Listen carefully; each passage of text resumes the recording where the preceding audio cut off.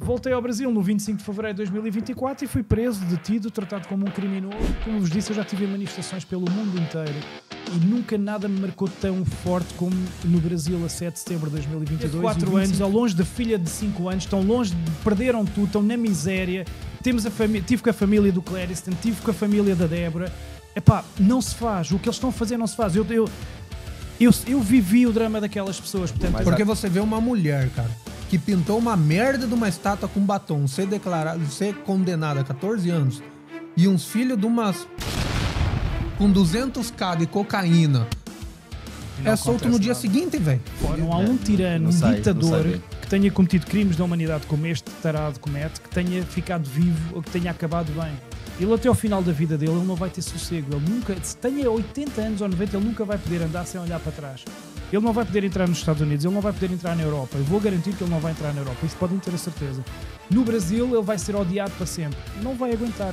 E tarados como este, psicopatas como estes, normalmente têm tendência a matar-se, a ter um final trágico. Eu acho que você hoje é o português mais amado do Brasil.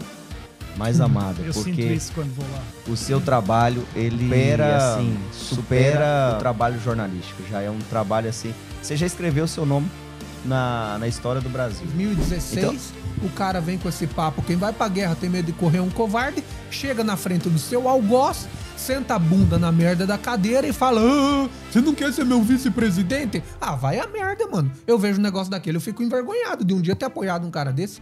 Pega o Lula na frente do Sérgio Moro, o Lula encarou o Sérgio Moro de frente, velho. O Lula tem 10, cara, muito mais corrones do que o Bolsonaro nesse sentido. Cara, é poder presidencial isso. Isso é carta magna. Isso tá escrito, não sei se é na porra da Constituição. Por as peças não sei certas no sítio, né? Ele foi lá e nomeou Ramagem. Inclusive, esse aí, o cabeça desse louco aí, pegou e falou: não quero esse cara. Ele abaixou a bola, Bolsonaro colocou o rabinho no meio das pernas e falou: sim. Cara, desse momento pra frente, já era, acabou o jogo, velho. Ou seja, quando ele tinha que levantar a cabeça e falar: não, tá aqui, ó, a lei disse que eu posso, então vai você pro seu canto, cuida do seu trabalho, que eu fico aqui no meu canto cuidando do meu trabalho, jogando dentro das merdas das 4 linhas. Ele não fez isso. Se não existisse os Estados Unidos a entrar, qual era o cenário do Brasil? Um STF todo pintado vermelho e engolido pelo PT, projetos de lei de censura em que já não se pode dizer nada nas redes sociais, já conseguiram, aprovaram esse PL de censura, Bolsonaro inelegível e preso, e Lula caminho livre para 2026, sabe? Para azar deles. Isso é que eu digo, no dia que este animal me prendeu, foi o pior erro dele, porque ele meteu-se com o cara errado, ele meteu-se...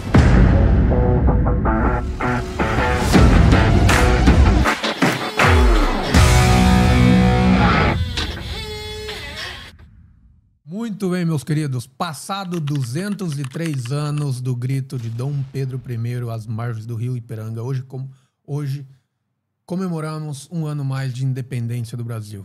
Maldita foi aquela independência. Porém, isso é passado e aqui estamos uma vez mais, um dia mais, e com presença ilustre. Hoje sim, com presença ilustre, com uma presença maravilhosa. A parte dessa criatura que está no meu lado, que já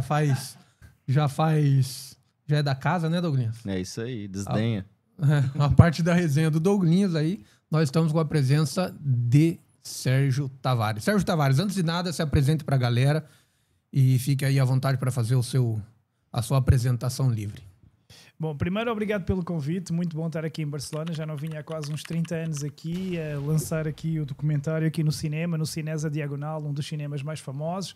Conhecer também aqui a família da resistência patriota do Brasil, que é uma coisa boa desta digressão que eu estou a fazer pelo mundo, é que vou conhecendo as lideranças patriotas e boa gente do bem por todo o mundo, em Orlando, aqui na Europa, nos Estados Unidos, etc.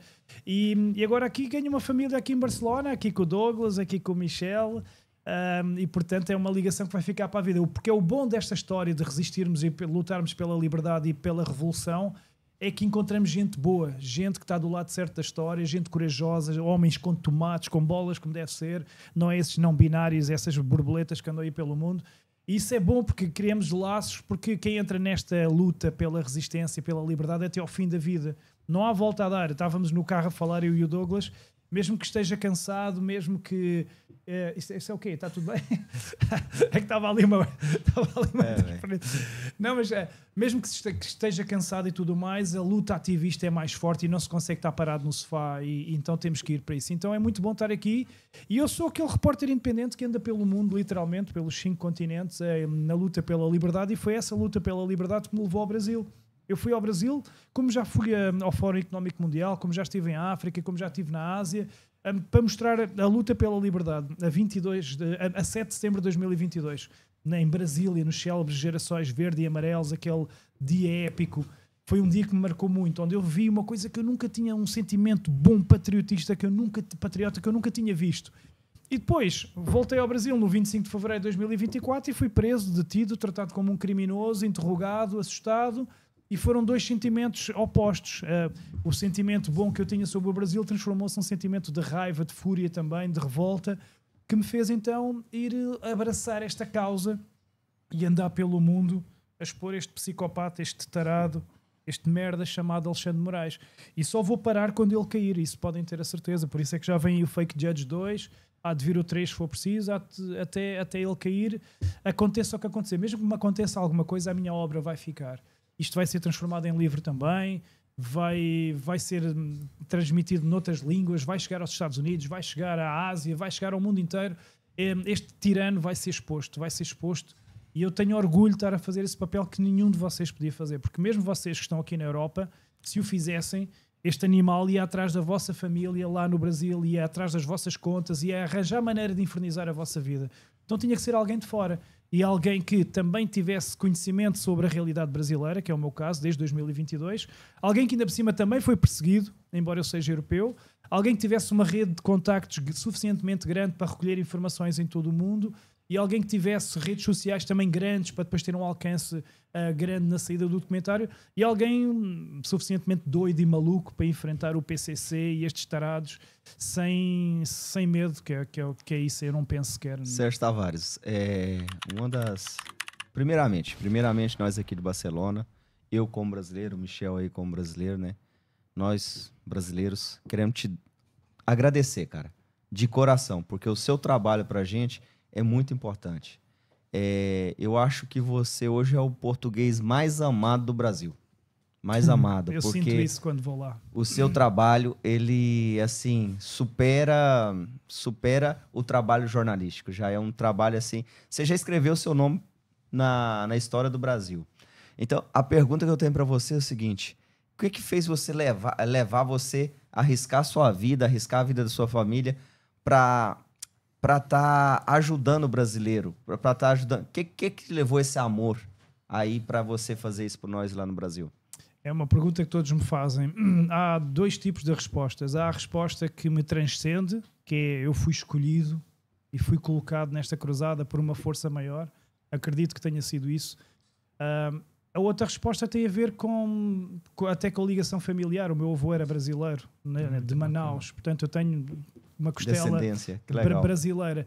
E depois foram esses 2 dias que me marcaram mesmo muito. Como vos disse, eu já tive manifestações pelo mundo inteiro e nunca nada me marcou tão forte como no Brasil a 7 de setembro de 2022 e o 25 de fevereiro de 2024.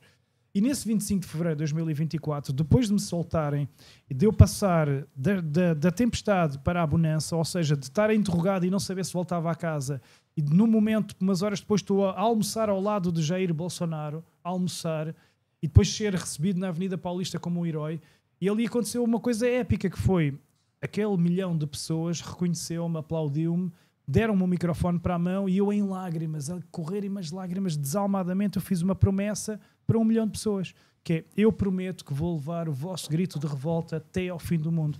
E a partir da altura em que eu faço essa promessa, tenho que a cumprir. Não sabia como é que ia fazê-lo. E disse essas palavras mesmo sendo de forma sentida. Depois a inspiração veio e em forma de documentário, em inglês. É muito importante ser em inglês para chegar aos Estados Unidos, ao Donald Trump, ao Congresso, para chegar ao Parlamento Europeu, para a lei Magnitsky ser estendida à Europa, para eles serem bem castigados e para o mundo saber o que se passa no Brasil. E foi essa inspiração que me deu. E depois então foi pôr mãos à obra, correr 10 países, 1 ano e meio, ir buscar dinheiro onde não tinha, pedir créditos, 2 créditos bancários, pouca gente sabe disto. Eu fiz 2 créditos bancários para poder ir em frente com este projeto, porque imagine o que é correr 10 países em voos, em estadias, em alimentação, em Ubers, estamos a falar de muito dinheiro. Felizmente também tive bastantes pessoas que me ajudaram. E depois de feitas as gravações, que ainda por cima foram até países como a Índia, estive na Índia por causa das urnas eletrónicas, estive na Alemanha, estive no Reino Unido, estive nos Estados Unidos, fui aos Estados Unidos para entrevistar o Elon Musk, não consegui, mas fui, tentei. E a partir daí, depois de feitas as gravações, veio a edição, e a edição foi muito difícil porque eu tinha material para 10 documentários, 10. Ainda hoje eu disse ao Osvaldo Eustáquio: Osvaldo, deste-me meia hora de entrevista e não apareceste. O Alan dos Santos deu meia hora de entrevista e aparece 30 segundos. Mas não te preocupes que vocês vão aparecer no 2 e no 3, no que for preciso. E a edição deu muito trabalho porque era tanta informação. E depois outro problema que eu tive foi fechar o documentário. Quando eu fechava o documentário, acontecia uma nova atrocidade sempre. E então eu arranjei uma modalidade que é esta versão que está nos cinemas, mais curta, vai ser diferente da versão que vai sair brevemente no YouTube. A versão do YouTube, além de ser um bocadinho maior, já vai ter as últimas atualizações do julgamento do Bolsonaro, as próximas sanções, já vai ter estes dados novos, o que vai ser muito bom, que vai estar ainda mais atualizado. Mas deu muito trabalho. Eu vou-vos aqui dar aqui só um último exemplo. Eu, para fazer 2 minutos do documentário que vocês viram hoje, aqui em Barcelona, no Cinesa Diagonal, para 2 minutos eu demorava mais ou menos 4 horas. Cada 2 minutos. Porque não é só escrever o guião, não é só criar a voz artificial, não é só tudo isso. Depois é criar imagens para alimentar o que está a ser dito ali, criar imagens que não levem strike com o copyright, criar ali efeitos. Mas pronto, quem assistiu isso foram os meus filhotes, os meus 2 filhos, sempre ali: papá, com em que minuto é que tu estás? E olha, já estou no minuto 35, boa, ontem estavas no 32, boa, já andaste 3 minutos. Eles assistiram a tudo. E um dia inteiro para fazer 3 minutos, né? E assistiram à estreia em Lisboa e acompanharam-me muito nesta odisseia. Aliás, eles acompanham-me em tudo. É uma menina de 9 anos e um rapaz de 11. Acompanham-me nas manifestações, acompanham os meus podcasts, acompanham as minhas participações na Revista Oeste. A informação entra-lhes lá sempre, porque o exemplo é muito importante. Eu sei desobedecer, eu sou ativista e eu sei que quando chegar a vez deles, eles também vão ser ativistas. Por isso é que, obviamente, tenho medo que me aconteça alguma coisa para eles não ficarem órfãos, porque eu estou a meter-me com o PCC, com o narcotráfico, e o PCC já está em Portugal, são mais de 1000 elementos. Eu sei que me pode acontecer alguma coisa, mas por outro lado fico já orgulhoso de, se me acontecer alguma coisa, eles têm um exemplo, eles sabem já o que é que têm que fazer e vão ter muito orgulho no pai. Eles vão dizer: olha, o meu pai lutou, o meu pai fez tudo o que estava ao alcance dele pela nossa liberdade, pelo nosso futuro, pelo bem da humanidade. Isso para mim não tem preço. Ô Sérgio, uma coisa que eu estava aqui analisando enquanto você estava falando é o seguinte.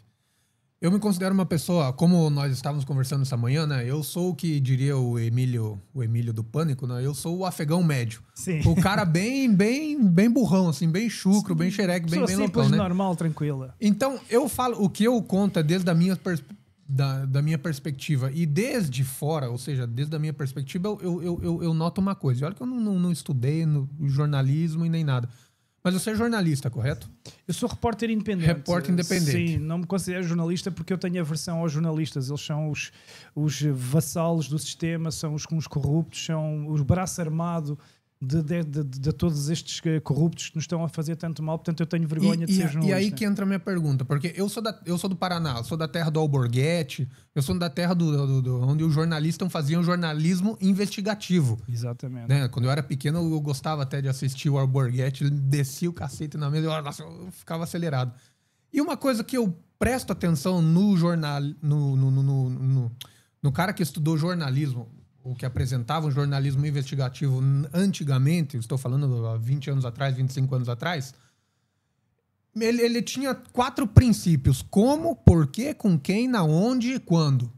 Né? Hoje em dia o jornalismo está totalmente deturpado e já não existe isso. Me dá a impressão que poucas exceções, raras exceções, como você Alexandre e como Garcia, Alexandre Garcia, que inclusive essa galera que é um pouco mais antiga, exatamente, que ainda mantém aí esse como, quem, por quê, quando e onde. E o resto, esse jornalista mais moderno, dá a impressão que eles estão fazendo mais trabalho militante do que propriamente um jornalismo, seja ele investigativo, e isso em toda a área, na área do jornalismo do esporte, jornalismo... Qualquer um vai mais ou menos aí meio que militando. Você que está mais ou menos nessa área, corre esse caminho, trilha esse caminho aí, isso tem algo a ver com o documentário com que você trouxe à luz?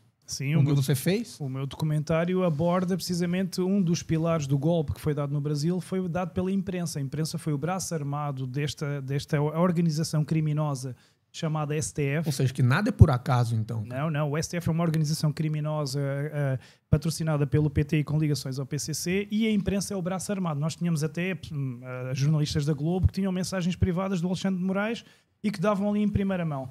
Acontece que o que se passa no Brasil não é muito diferente do que se passa aqui na Europa. A imprensa pertence aos mesmos grupos de informação. Nós vimos na pandemia, as mesmas notícias não mudavam uma vírgula, só traduziam no Google Translator e estava igual, porque recebiam todos a mesma indicação. Os jornalistas, a imprensa militante faz agenda, propaganda, não dá notícias, dá propaganda, recebem ordens, é para levar o pensamento das pessoas para aquele lado, é para não falar daquilo, é para moldar a cabeça das pessoas para aquele lado. E por isso eles falam todos a mesma linguagem. E pertencem, a nível mundial, há para aí 4, 5 grupos de informação. E todas as televisões do mundo pertencem a esses grupos de informação. Respondem aos mesmos. Reuters, a France Press, etc, etc. O mundo em geral, então, está metido numa bolha. Está tudo. A Globo é a SIC em Portugal. É os braços, tem parceria com a Globo. Aqui em Espanha é o canal um dos principais canais. Está ligado à Globo. Eles respondem todos aos mesmos donos. Quem dá as diretrizes são os senhores do mundo que estão por trás disto tudo. E é isso daqui que a gente está fazendo hoje que sai dessa bolha qual exatamente, todo mundo está metido. Em contra-informação. Por isso é que me detiveram em Guarulhos, porque eu ia fazer o que as televisões não queriam que se mostrasse. Eu vinha de propósito da Europa para mostrar uma épica manifestação a 25 de Fevereiro, que era a primeira grande manifestação depois da cilada do 8 de Janeiro. As pessoas tiveram um ano com medo de sair às ruas, e essa era a primeira grande manifestação. E as televisões iam dizer que estavam 10 mil pessoas, 20 mil pessoas. As televisões europeias não iam dizer nada. Até que aparece lá o Sérgio Tavares com um microfonezinho e com uma câmara a mostrar a verdade.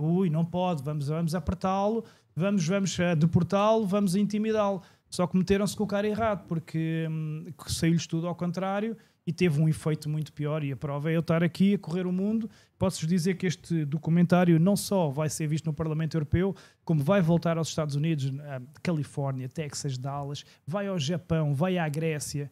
Ou seja, o que eles criaram foi um monstro que os expõe. E é isso que eles fazem. Eles são tão maus que eles dão tiros nos pés. Este próprio julgamento do Jair Bolsonaro vai ser a facada, o checkmate neles próprios. Vai ser, porque eles já não têm volta a dar, eles não têm... Se eles não condenarem o Bolsonaro, eles próprios ficam em xeque porque vão se contradizer, vão ter que condenar, e ao condenarem vão parecer débil, né? Vai ser o final deles. Vai ser e se condena, ele se autocondena, porque daí a Magnitsky vem em jogo de dominó, uma peça atrás da outra. Um por um eles vão cair um por um. Vocês escrevam isso. Um por um, estes satânicos do STF, eles vão cair. Um por um, vocês podem ter a certeza. E eu eu normalmente não me engano, e já tive várias experiências assim um bocadinho extrasensoriais, assim, estranhas. Naquilo que eu vi para o futuro, este aqui não vai ter um final muito feliz, podem ter a certeza. Não é atrás das grades, é um final muito pior. Psicopata costuma ser meio louco assim, ou se matar, ou acabar... A história da humanidade mostra isso. Não há um tirano, um ditador que tenha cometido crimes da humanidade como este tarado comete, que tenha ficado vivo ou que tenha acabado bem. Ele até ao final da vida dele, ele não vai ter sossego. Ele nunca, se tenha 80 anos ou 90, ele nunca vai poder andar sem olhar para trás. Ele não vai poder entrar nos Estados Unidos, ele não vai poder entrar na Europa. Eu vou garantir que ele não vai entrar na Europa. Isso podem ter a certeza. No Brasil, ele vai ser odiado para sempre. Não vai aguentar. E tarados como este, psicopatas como estes, normalmente têm tendência a matar-se, a ter um final trágico. E digo-vos uma coisa, nesse dia eu abrirei uma garrafa de champanhe. Nem que eu tenha já 80 anos. Eu vou abrir uma garrafa de champanhe quando este psicopata porco morrer. É isso aí. E aí, Douglas, qual é? Uai, tem que convidar nós, né? Epá, desculpem a franqueza, mas é assim. Eu falo com esta... É mau ter este sentimento, porque nós somos do lado do bem. Só que eu estive na Argentina no meio de pessoas que têm as suas vidas destruídas. Olha, vocês estão a ver, eu estou arrepiado. Não, velho, peraí. Eu estive ao pé de pessoas que estão longe da filha de 4 anos, ou longe da filha de 5 anos, estão longe perderam tudo, estão na miséria. Tive com a família do Clériston, tive com a família da Débora. Epá, não se faz. O que eles estão a fazer não se faz. Eu vivi o drama daquelas pessoas, portanto, eu não tenho piada. Eu não consigo desejar... Eu acho assim, o que mais se assemelha o que está acontecendo com esse psicopata é o Holocausto. Moderno, o Hitler fez. Eu acho que moderno. É o que mais se assemelha na crueldade que ele tem. né?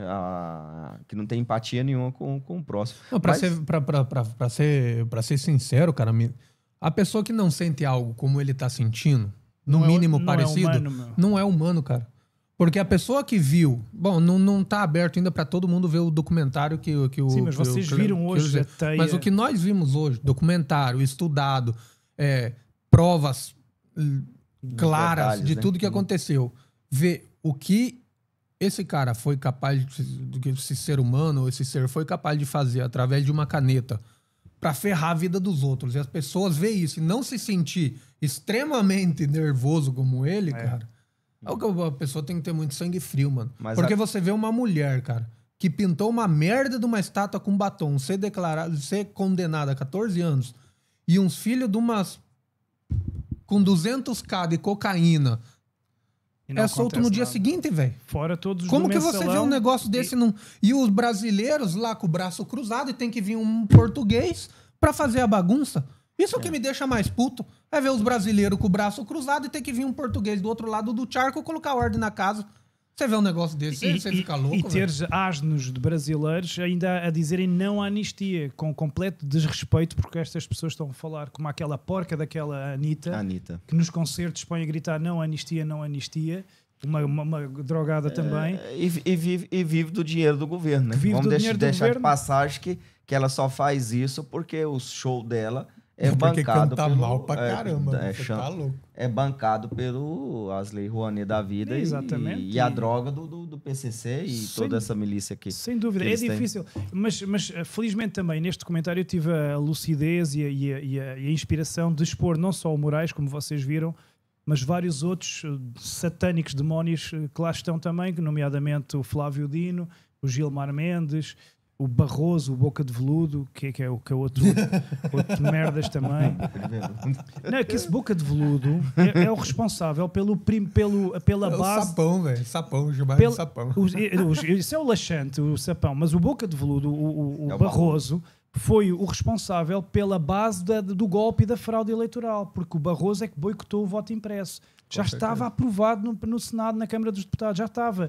Na véspera ele foi reunir com os líderes dos partidos e pediu para trocar quem ia votar, ameaçou, fez chantagem com os deputados, sendo do TSE e do STF tem esse poder de fazer chantagem e tudo mais, e conseguiu impedir num ato de desespero, porque se o voto impresso avançasse, e o voto impresso era para juntar às urnas eletrónicas, que era outra coisa que ele queria enganar o povo, que ele dava a entender que vamos tirar as urnas para pôr o voto impresso, isso é um retrocesso. Isso é uma merda de uma mentira. O PEC da Bia Kicis queria juntar o papel às urnas para se poder fazer uma contagem externa se fosse preciso. Até nisso eles mentiram. E eles em desespero, porque senão o plano ia cair por água abaixo, porque mesmo assim só conseguiram pôr o Lula na presidência com um pouco mais de 1%, com o voto impresso o plano ia todo por água abaixo. Portanto, num desespero, o Boca de Veludo foi lá fazer o seu trabalhinho, se calhar até usar a própria Boca de Veludo, a gente sabe lá o que é que ele faz. Aqui em Portugal, lá em Portugal eu sei o que é que ele faz. Ele e o Gilmar Mendes, quando vêm a Portugal, vêm dar bico, uso né? Vem fazer bico, né? Exatamente. Isso não é segredo pra ninguém. As garotas ganham dinheiro. Deu um escândalo agora, no último Gilmar Palusa, deu um escândalo de prostituição. Foi isso, veio aluno mesmo. Eles vêm aqui para a Europa fazer negócios paralelos para Portugal. E Cuba também, né? E comer prostitutas e tudo mais. E o Boca de Veludo não é bem prostitutas, é diferente. Ele gosta de outra coisa, né? De outras coisas. Tanto é que ele falou, né, que venceu o bolsonarismo, né? Então, aí você já vê tudo que... Velho, você sabe uma coisa que me deixa pensativo aqui, desde do ponto de vista aqui do afegão médio, velho, outra vez falo assim. Velho, veja bem, um celular. Presta esse celular aí, Sérgio. O negócio é o seguinte.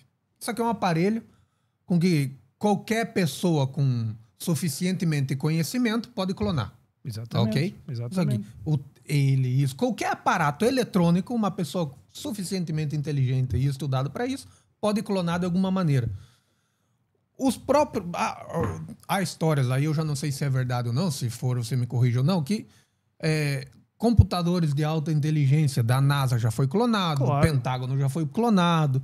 E o caralho é 4 espalhado aí pelo mundo. Qualquer pessoa com 2 dedos de testa, pode clonar. Daí você pega uma bosta numa caixinha, coloca na frente de um brasileiro e fala, você aperta seu número aqui, isso aqui vai de forma mágica para algum lugar. Exatamente. E lá, nós, meia dúzia de pessoas sentadas na mesa, vamos sacar da porta pra fora o número do resultado.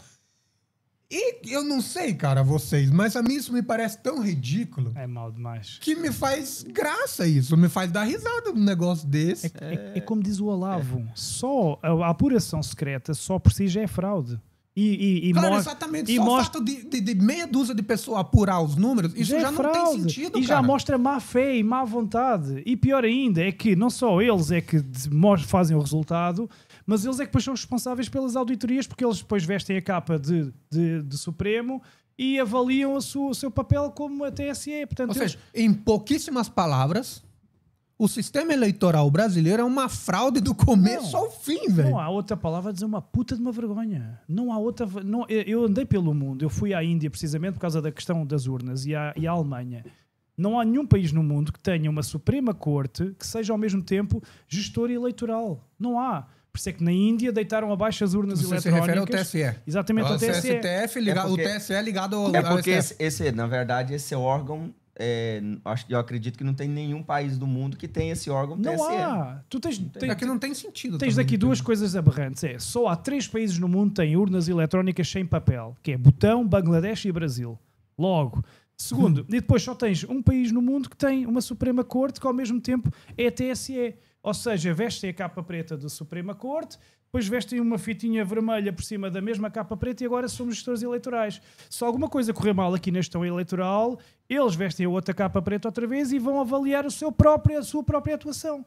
Não, o plano é assim. É que nós é brasileiro. O plano é nós maravilhoso. supera todo mundo. O plano é maravilhoso porque assim nunca vai ser comprovada a fraude. Nós nunca vamos poder dizer que houve fraude eleitoral comprovadamente. Nós sabemos o que é que houve, mas eles nunca vão dar as ferramentas porque não há um voto material, nunca vamos provar. Claro, aí essa é minha treta. Por isso aí é que o Barroso... não tem nada que você pode pegar que seja algo material, algo tocável, algo tangível. Você pode... Não, aqui a prova. Aqui. Não tem, cara. Por isso é que o Barroso, num desespero, na véspera da votação da PEC, do voto impresso, ele teve que ir à Câmara.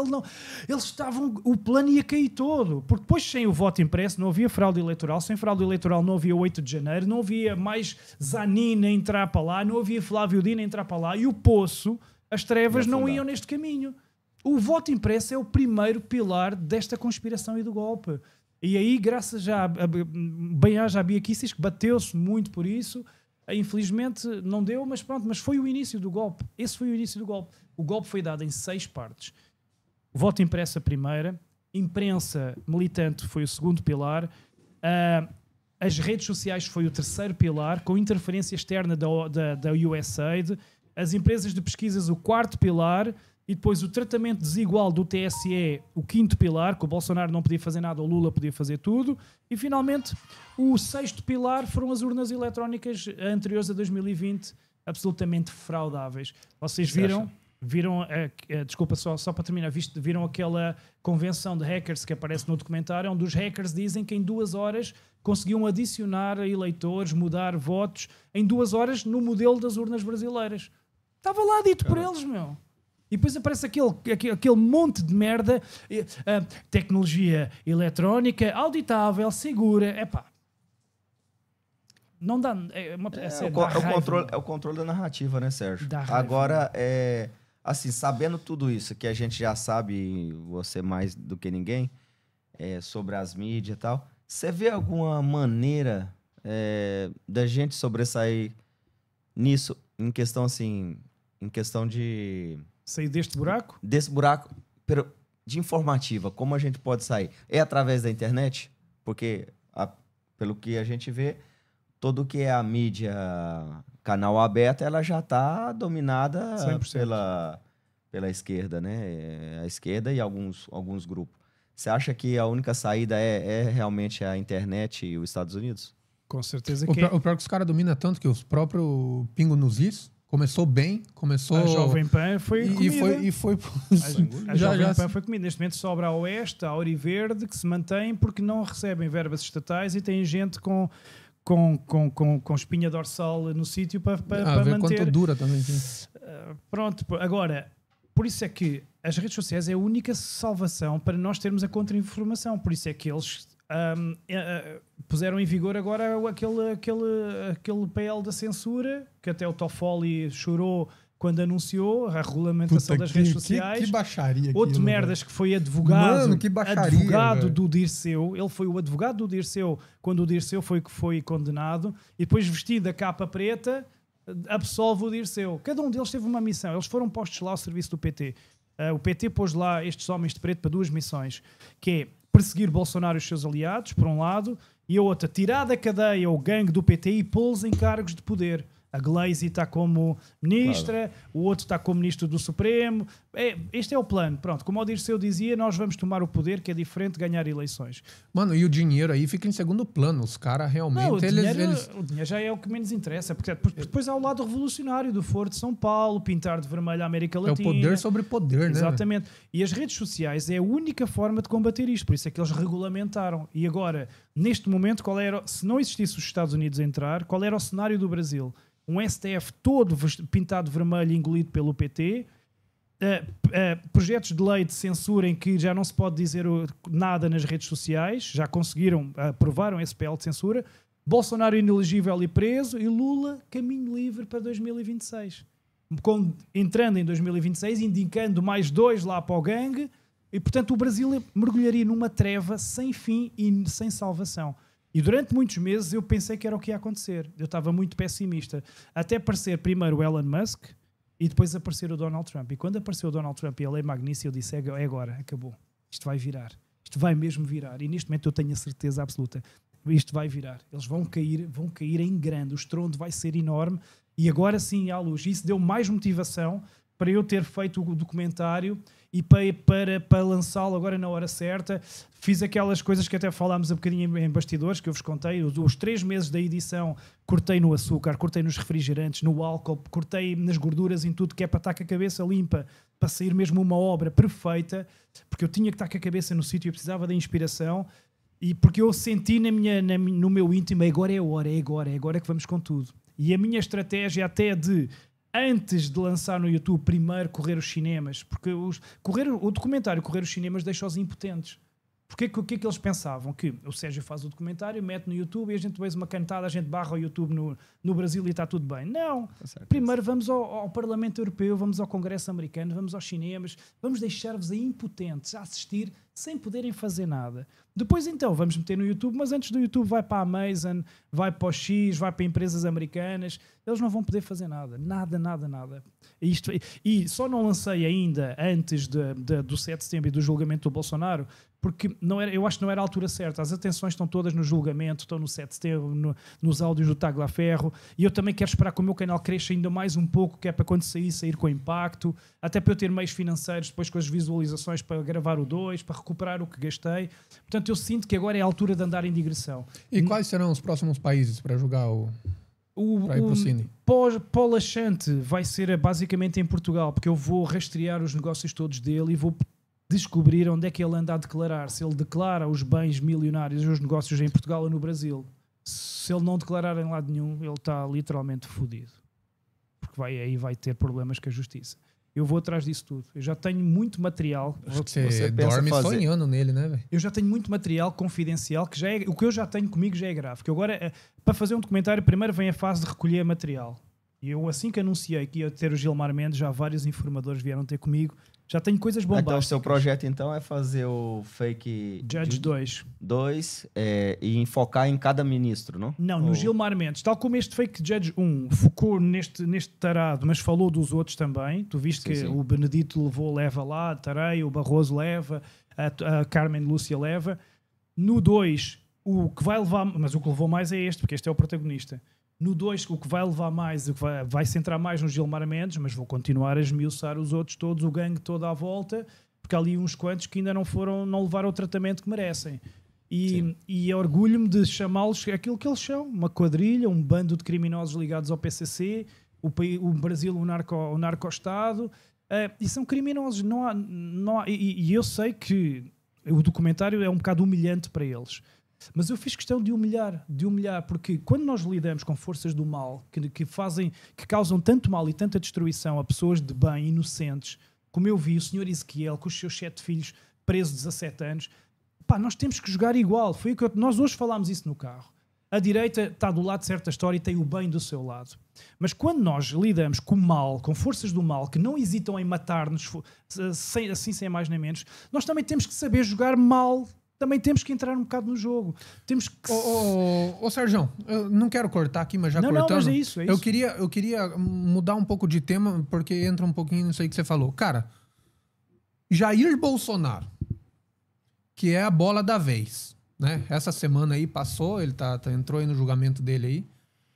Cara, todos nós já nos damos... Bom, pelo menos as pessoas assim com 2 neurônios, 2 neurônios, já se deu conta do que está acontecendo aí no Brasil. O bagulho tá louco, o bagulho tá indo de mal a pior, e se alguém não parar o pé desses caras, eles vão tomar o poder irreversivelmente, de uma maneira ou de outra. Pelo menos uns 50 anos. Seguramente será pela força, se não pararem eles. Então, a minha pergunta é a seguinte: o Jair Bolsonaro, cara, e isso eu falo com o Douglinha de vez em quando, ele não gosta muito que eu fale isso, né? Mas eu sou um cara assim, mais livre, eu gosto de ser livre, assim. Eu reconheço publicamente que ele é um cara infinitamente superior ao Lula. Isso tá claro, óbvio, é nítido e notório, ok? Não há discussão em cima da mesa sobre esse tema. Porém, cara, ele teve, em determinado momento, basicamente todo o apoio do povo, a caneta na mão, e ele tinha tudo, cara, para tomar decisões inteligentes e sábias para levar o país em uma direção a qual não está hoje. Que caralho aconteceu para ele não fazer isso, velho? Porque não me entra na cabeça, em 2016, o cara vem com esse papo, quem vai pra guerra tem medo de correr um covarde, chega na frente do seu algoz, senta a bunda na merda da cadeira e fala: você não quer ser meu vice-presidente? Ah, vai a merda, mano. Eu vejo um negócio daquele, eu fico envergonhado de um dia ter apoiado um cara desse. Eu fico envergonhado. Você pega o Lula na frente do Sérgio Moro, o Lula encarou o Sérgio Moro de frente, velho. Bateu de frente. O Lula tem 10... Cara... muito mais corrones do que o Bolsonaro, nesse sentido. O Lula sabe fazer política e sabe jogar sujo e sabe fazer as coisas que têm que ser feitas na política. O Bolsonaro, porque é que ele se tornou tão admirado e o mito, e porque é que ele é tão amado? Porque ele é o oposto disso. Só que ele pagou por isso. Ele pagou por ser honesto, pagou por dizer tudo o que lhe ia no coração, quando um político não pode dizer o que lhe vai no coração. Na pandemia vimos, tudo o que ele disse na pandemia, o tempo deu-lhe razão. Mas na altura, com as televisões 24/24 dizerem o oposto, o povo não ia acreditar nele, ia descarregar nele, ia vê-lo como um vilão. Ele tinha que ter... Não, cara, mas ó, veja bem, desculpa te cortar, não, cara, mas estou só a dar um exemplo da pandemia, mas já estou... É que algo, cara, você vai falando as coisas e vem vindo memória na cabeça. Por exemplo, cara, é um poder do presidente da República nomear determinados cargos. Exatamente. Um deles é, por exemplo, o superintendente da Polícia Federal. Quando era lá o senhor Ramage lá. Cara, é poder presidencial. Isso é carta magna. Isso tá escrito, não sei se é na porra da Constituição. Pôr as peças certas não no sei sítio, né? Ele foi lá e nomeou o Ramage. Veio... Inclusive, esse aí, o cabeça desse louco aí, pegou e falou: não quero esse cara. Ele abaixou a bola, Bolsonaro colocou o rabinho no meio das pernas e falou: sim.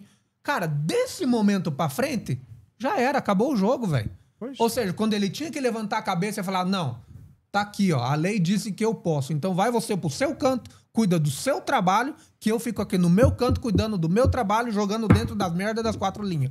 Ele não fez isso, velho. Mas a pressão era muito grande. Tu não te esqueças, e atenção que o Bolsonaro foi o único presidente que tentou pedir impeachment em 2021 ao ministro Moraes. Ele teve essa coragem. Mas a pressão era muito grande. Quando tens uma imprensa 24/24 a bater em ti, quando tens televisões a chamarem-te genocida, jornalistas a quererem a tua morte, ativistas a porem a tua cabeça decapitada, quando tens uma pressão assim tão grande, é muito complicado. Imagina pôr no lugar dele. É normal que ele não tenha tomado as decisões certas. A pressão era muito grande de alguém que estava a governar o país com o coração e não sendo político e a dizer tudo o que lhe ia na cabeça sem pensar que tinha que medir as palavras enquanto político.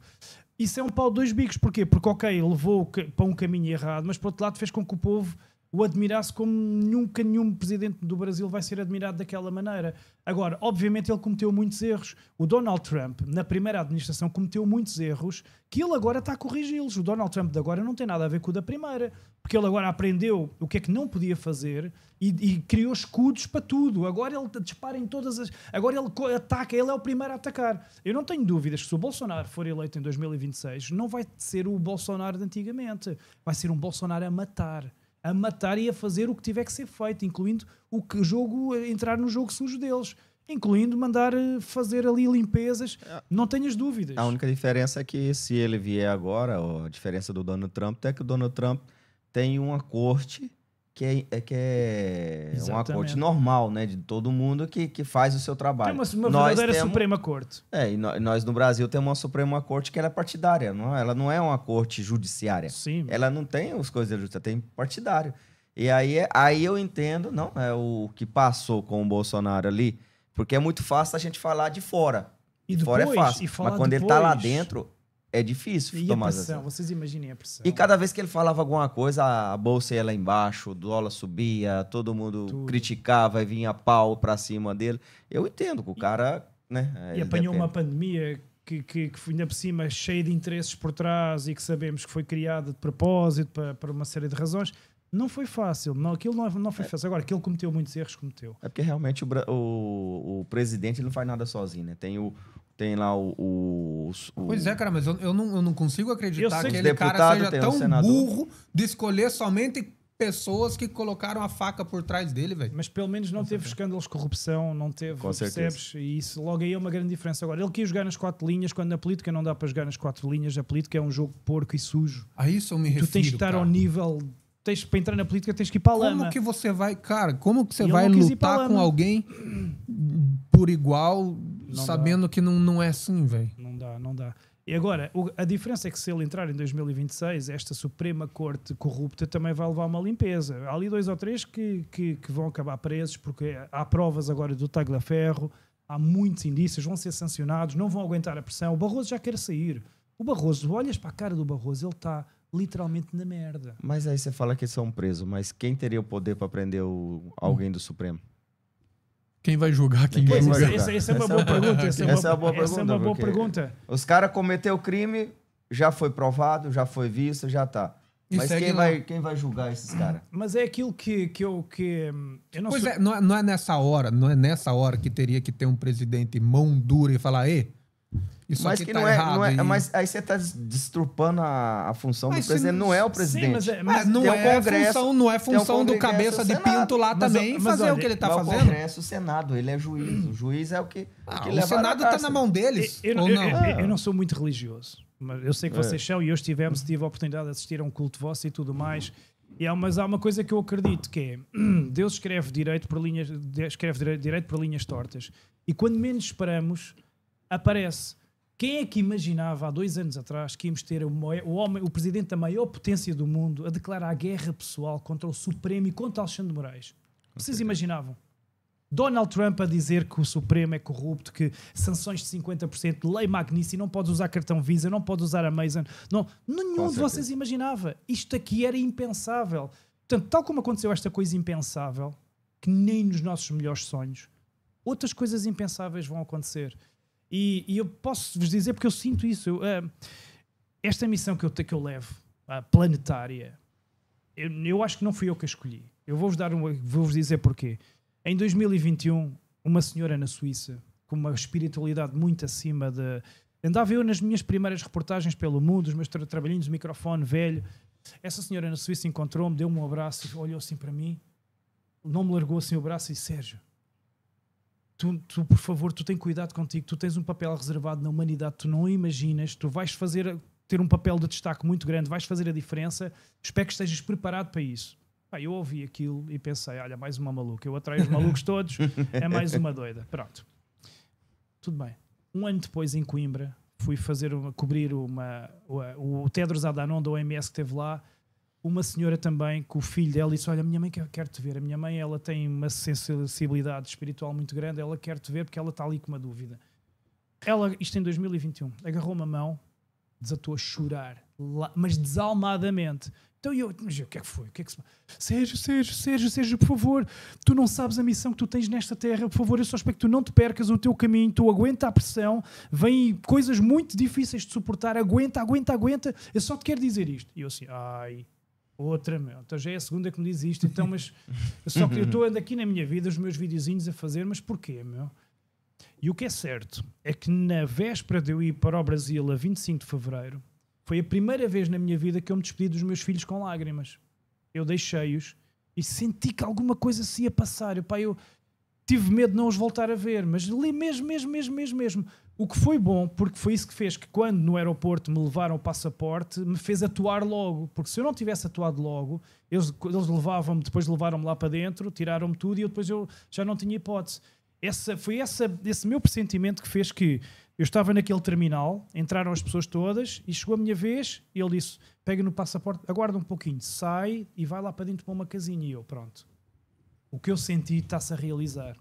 Percebes? Eu sinto as coisas. Por isso é que eu vos digo que vão acontecer outras coisas grandiosas, porque eu vivo coisas que eu não sei explicar. E foi aí que eu disse, telemóvel, celular, eu tenho grupos de mensagens de envio que consigo me enviar para milhares de pessoas de uma vez, mandei logo para milhares de pessoas, olha, estou a levar o meu passaporte, eu acho que vou ser preso, eu não sei o que é que me vai acontecer. E tive a sorte de ter pessoas, incluindo o próprio Bolsonaro, a ligarem-me, a aconselharem-me e pronto, e depois aquilo desenrolou-se como nós sabemos.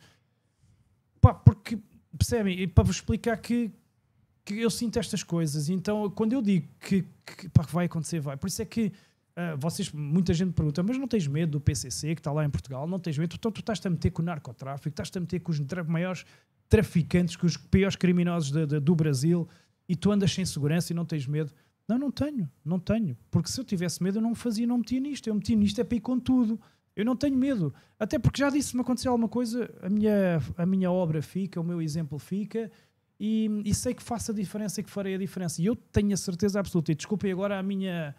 Não é arrogância, mas eu sei que eu vou contribuir para estes criminosos serem impedidos de entrar na Europa. Eu sei que eu vou contribuir para que a lei Magnitsky seja estendida à Europa. E eu sei que eu vou contribuir para que o Gilmar Mendes e o gangue deixem de entrar em Portugal e fazer o Gilmar Palooza. O próximo, em 2026, se ele fizer... Ou não vai fazer, porque o Chega já fala no Gilmar Palooza por causa das minhas matérias na Oeste, ou se fizer, vai ter a maior manifestação de sempre da vida dele. Ele vai chegar lá e dizer, porra, já nem em Portugal eu tenho sossego. Porque eles fazem o Gilmar Palooza em Portugal, que é para não serem xingados, que é para poderem estar à vontade, porque eles no Brasil não podem sair à rua. Nos Estados Unidos já nem podem ir. Agora Portugal é o que sobra. Mas até Portugal vai ser um inferno. E vocês viram hoje no documentário que no Gilmar Palooza de 2024 eu estava lá à espera dele e confrontei-o. No 2025 eu não fui de propósito, porque eles estavam à espera que eu aparecesse. Eu troquei-lhes as voltas e a minha concentração estava no documentário e eu não apareci. Mas no 2026 eu vou lá estar e não vou estar sozinho. Eu vou estar com milhares de portugueses. Nós vamos infernizar-vos a vida. Qualquer restaurante que vocês forem, vocês vão ser xingados, vocês vão ser apedrejados, vocês vão ser ameaçados, vocês vão ser insultados. Vocês são uns merdas, uns criminosos. E o vosso passeio em Portugal acabou. Promessa de Sérgio Tavares. E olha, quando eu prometo, eu cumpro. Isto é a prova. É isso aí. Hein, Sérgio? E você falou da União Europeia.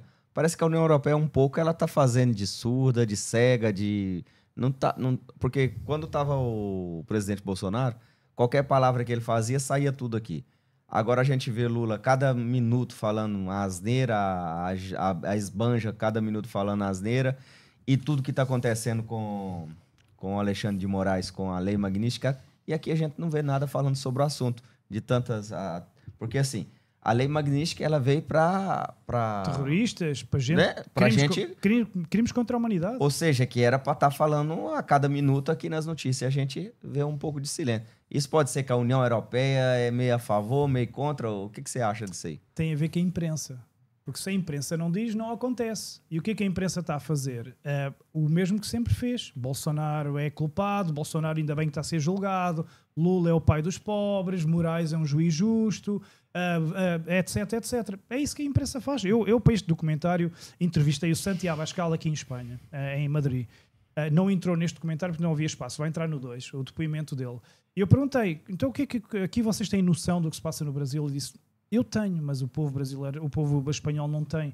As pessoas não sabem. Sabem que o Lula é corrupto, mas não sabem quem é o Moraes, não sabem nada. Porquê? Porque a televisão não diz. Maquiavelo, né, Não cara? sabem. Conta mentira 1000 vezes até se transformar Exatamente. em verdade. Por isso é que este documentário vai ser depois traduzido em espanhol, como falámos aqui em off, e há de ser lançado aqui também em Espanha, em espanhol, para o povo saber. Porque se não formos nós, pela imprensa não sabem. A imprensa está completamente corrompida. Vocês, para terem noção, se abrirem a CNN Portugal nas redes sociais, não há um dia que não tenha pai 15 notícias sobre o Trump a dizer mal dele, desde que ele foi eleito. 15. Mas diariamente, tal, a SIC, a CNN, todos os dias, tal. Lavagem cerebral. As pessoas começarem a odiar o Trump. Porque o Trump está a romper com tudo. O Trump saiu da OMS, saiu dos acordos climáticos, da treta da farsa climática, quer sair da NATO, quer resolver o problema da guerra na Ucrânia, que a União Europeia não quer. A União Europeia quer alimentar a guerra, porque a guerra dá muito dinheiro. Percebem? E então a imprensa está desesperada. E a mesma coisa para o Brasil. Não interessa ao Brasil ter lá outra vez o Bolsonaro. Quando tava o Bolsonaro, tava pegando fogo no Brasil inteiro. O Lula tá pegando fogo no Brasil e nos países vizinhos, ninguém fala nada. A Amazónia, no tempo do Bolsonaro, que agora ardeu 5 vezes mais com o Lula, e os artistas estão calados, as gretas estão caladas, o jornalista está calado. E caso de corrupções também que tá tendo lá, Correios, agora INSS. Tudo abafado. Aqui não chega.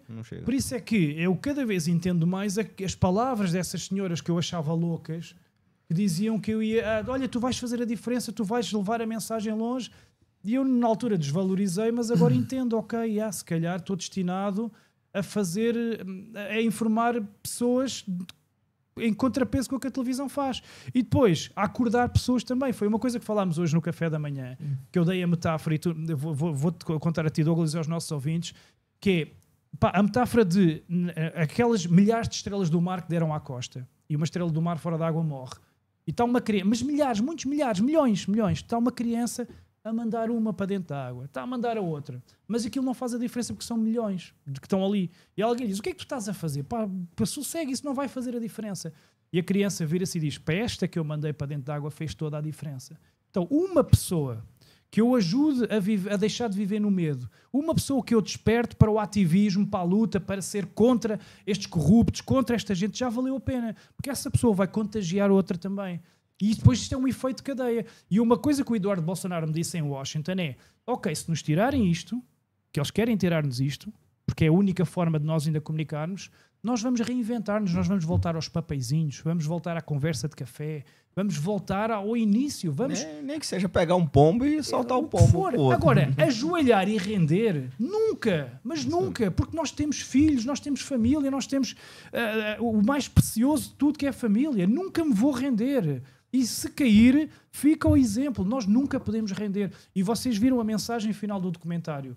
É como Mahatma Gandhi disse, e a última cena do documentário acaba na Índia.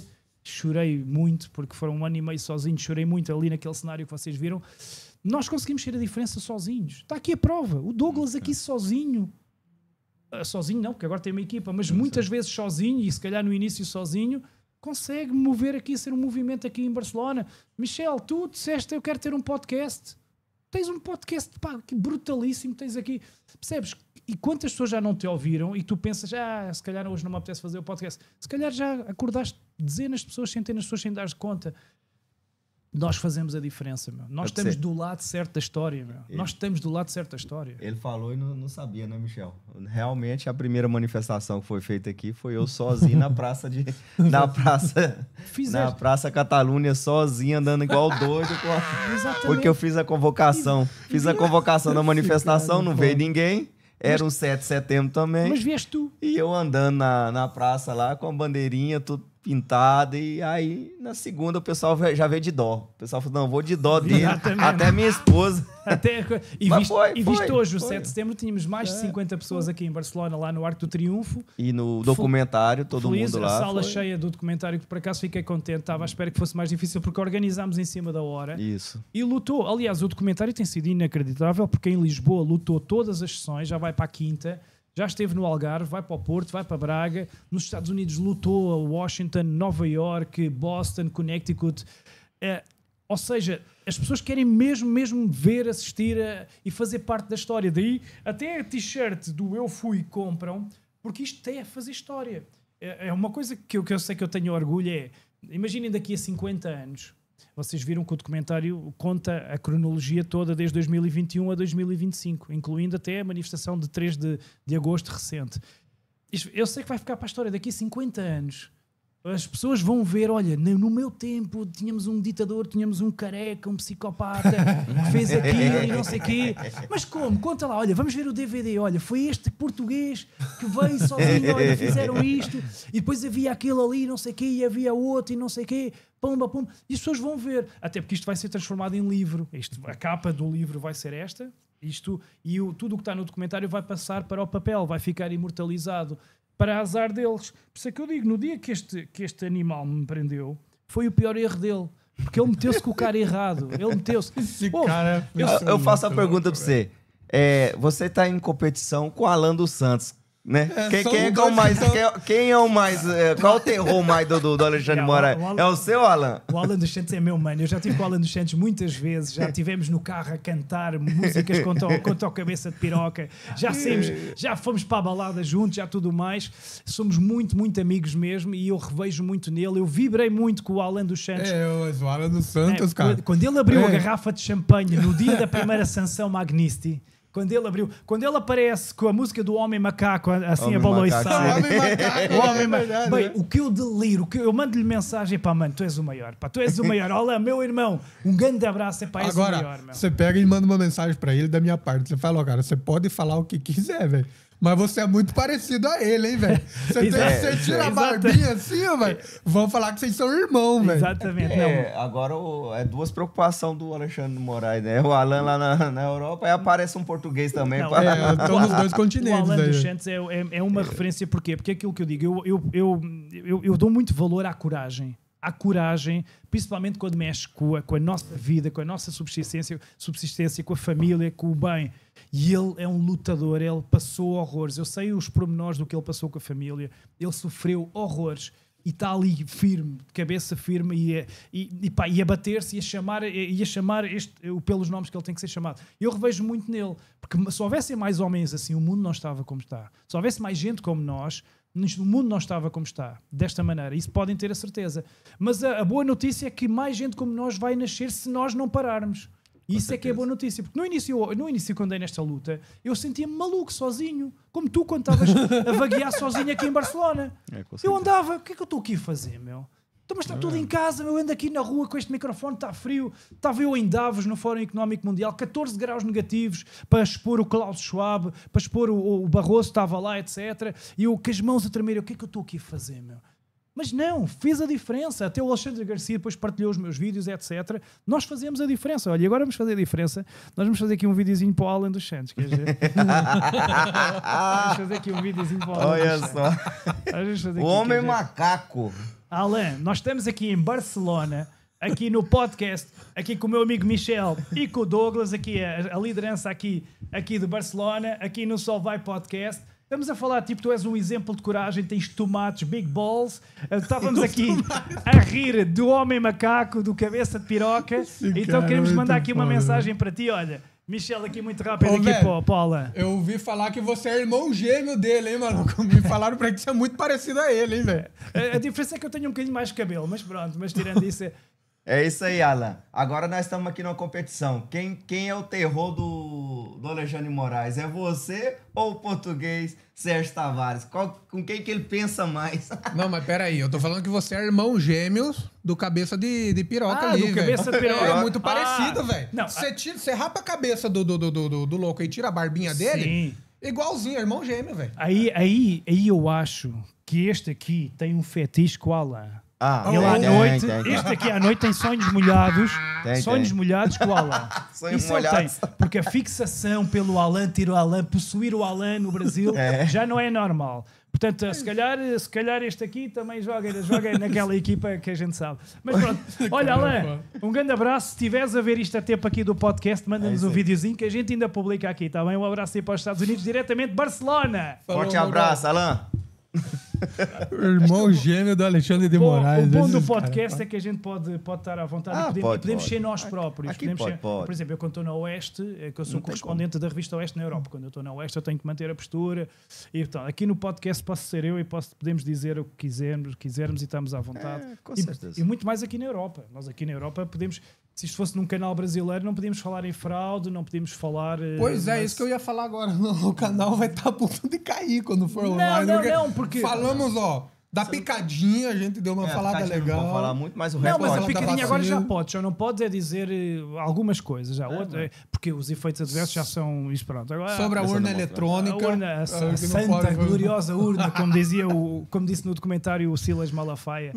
Epá, eu sei que quem está aí em casa fica um bocadinho chateado de nós estarmos aqui a dar aqui spoiler do documentário e vocês ainda não terem visto, mas atenção Brasil, está quase, está muito próximo. Aliás, quem está na área de apoiantes do meu canal do YouTube já tem lá praticamente metade do documentário e em breve vai ter o documentário inteiro.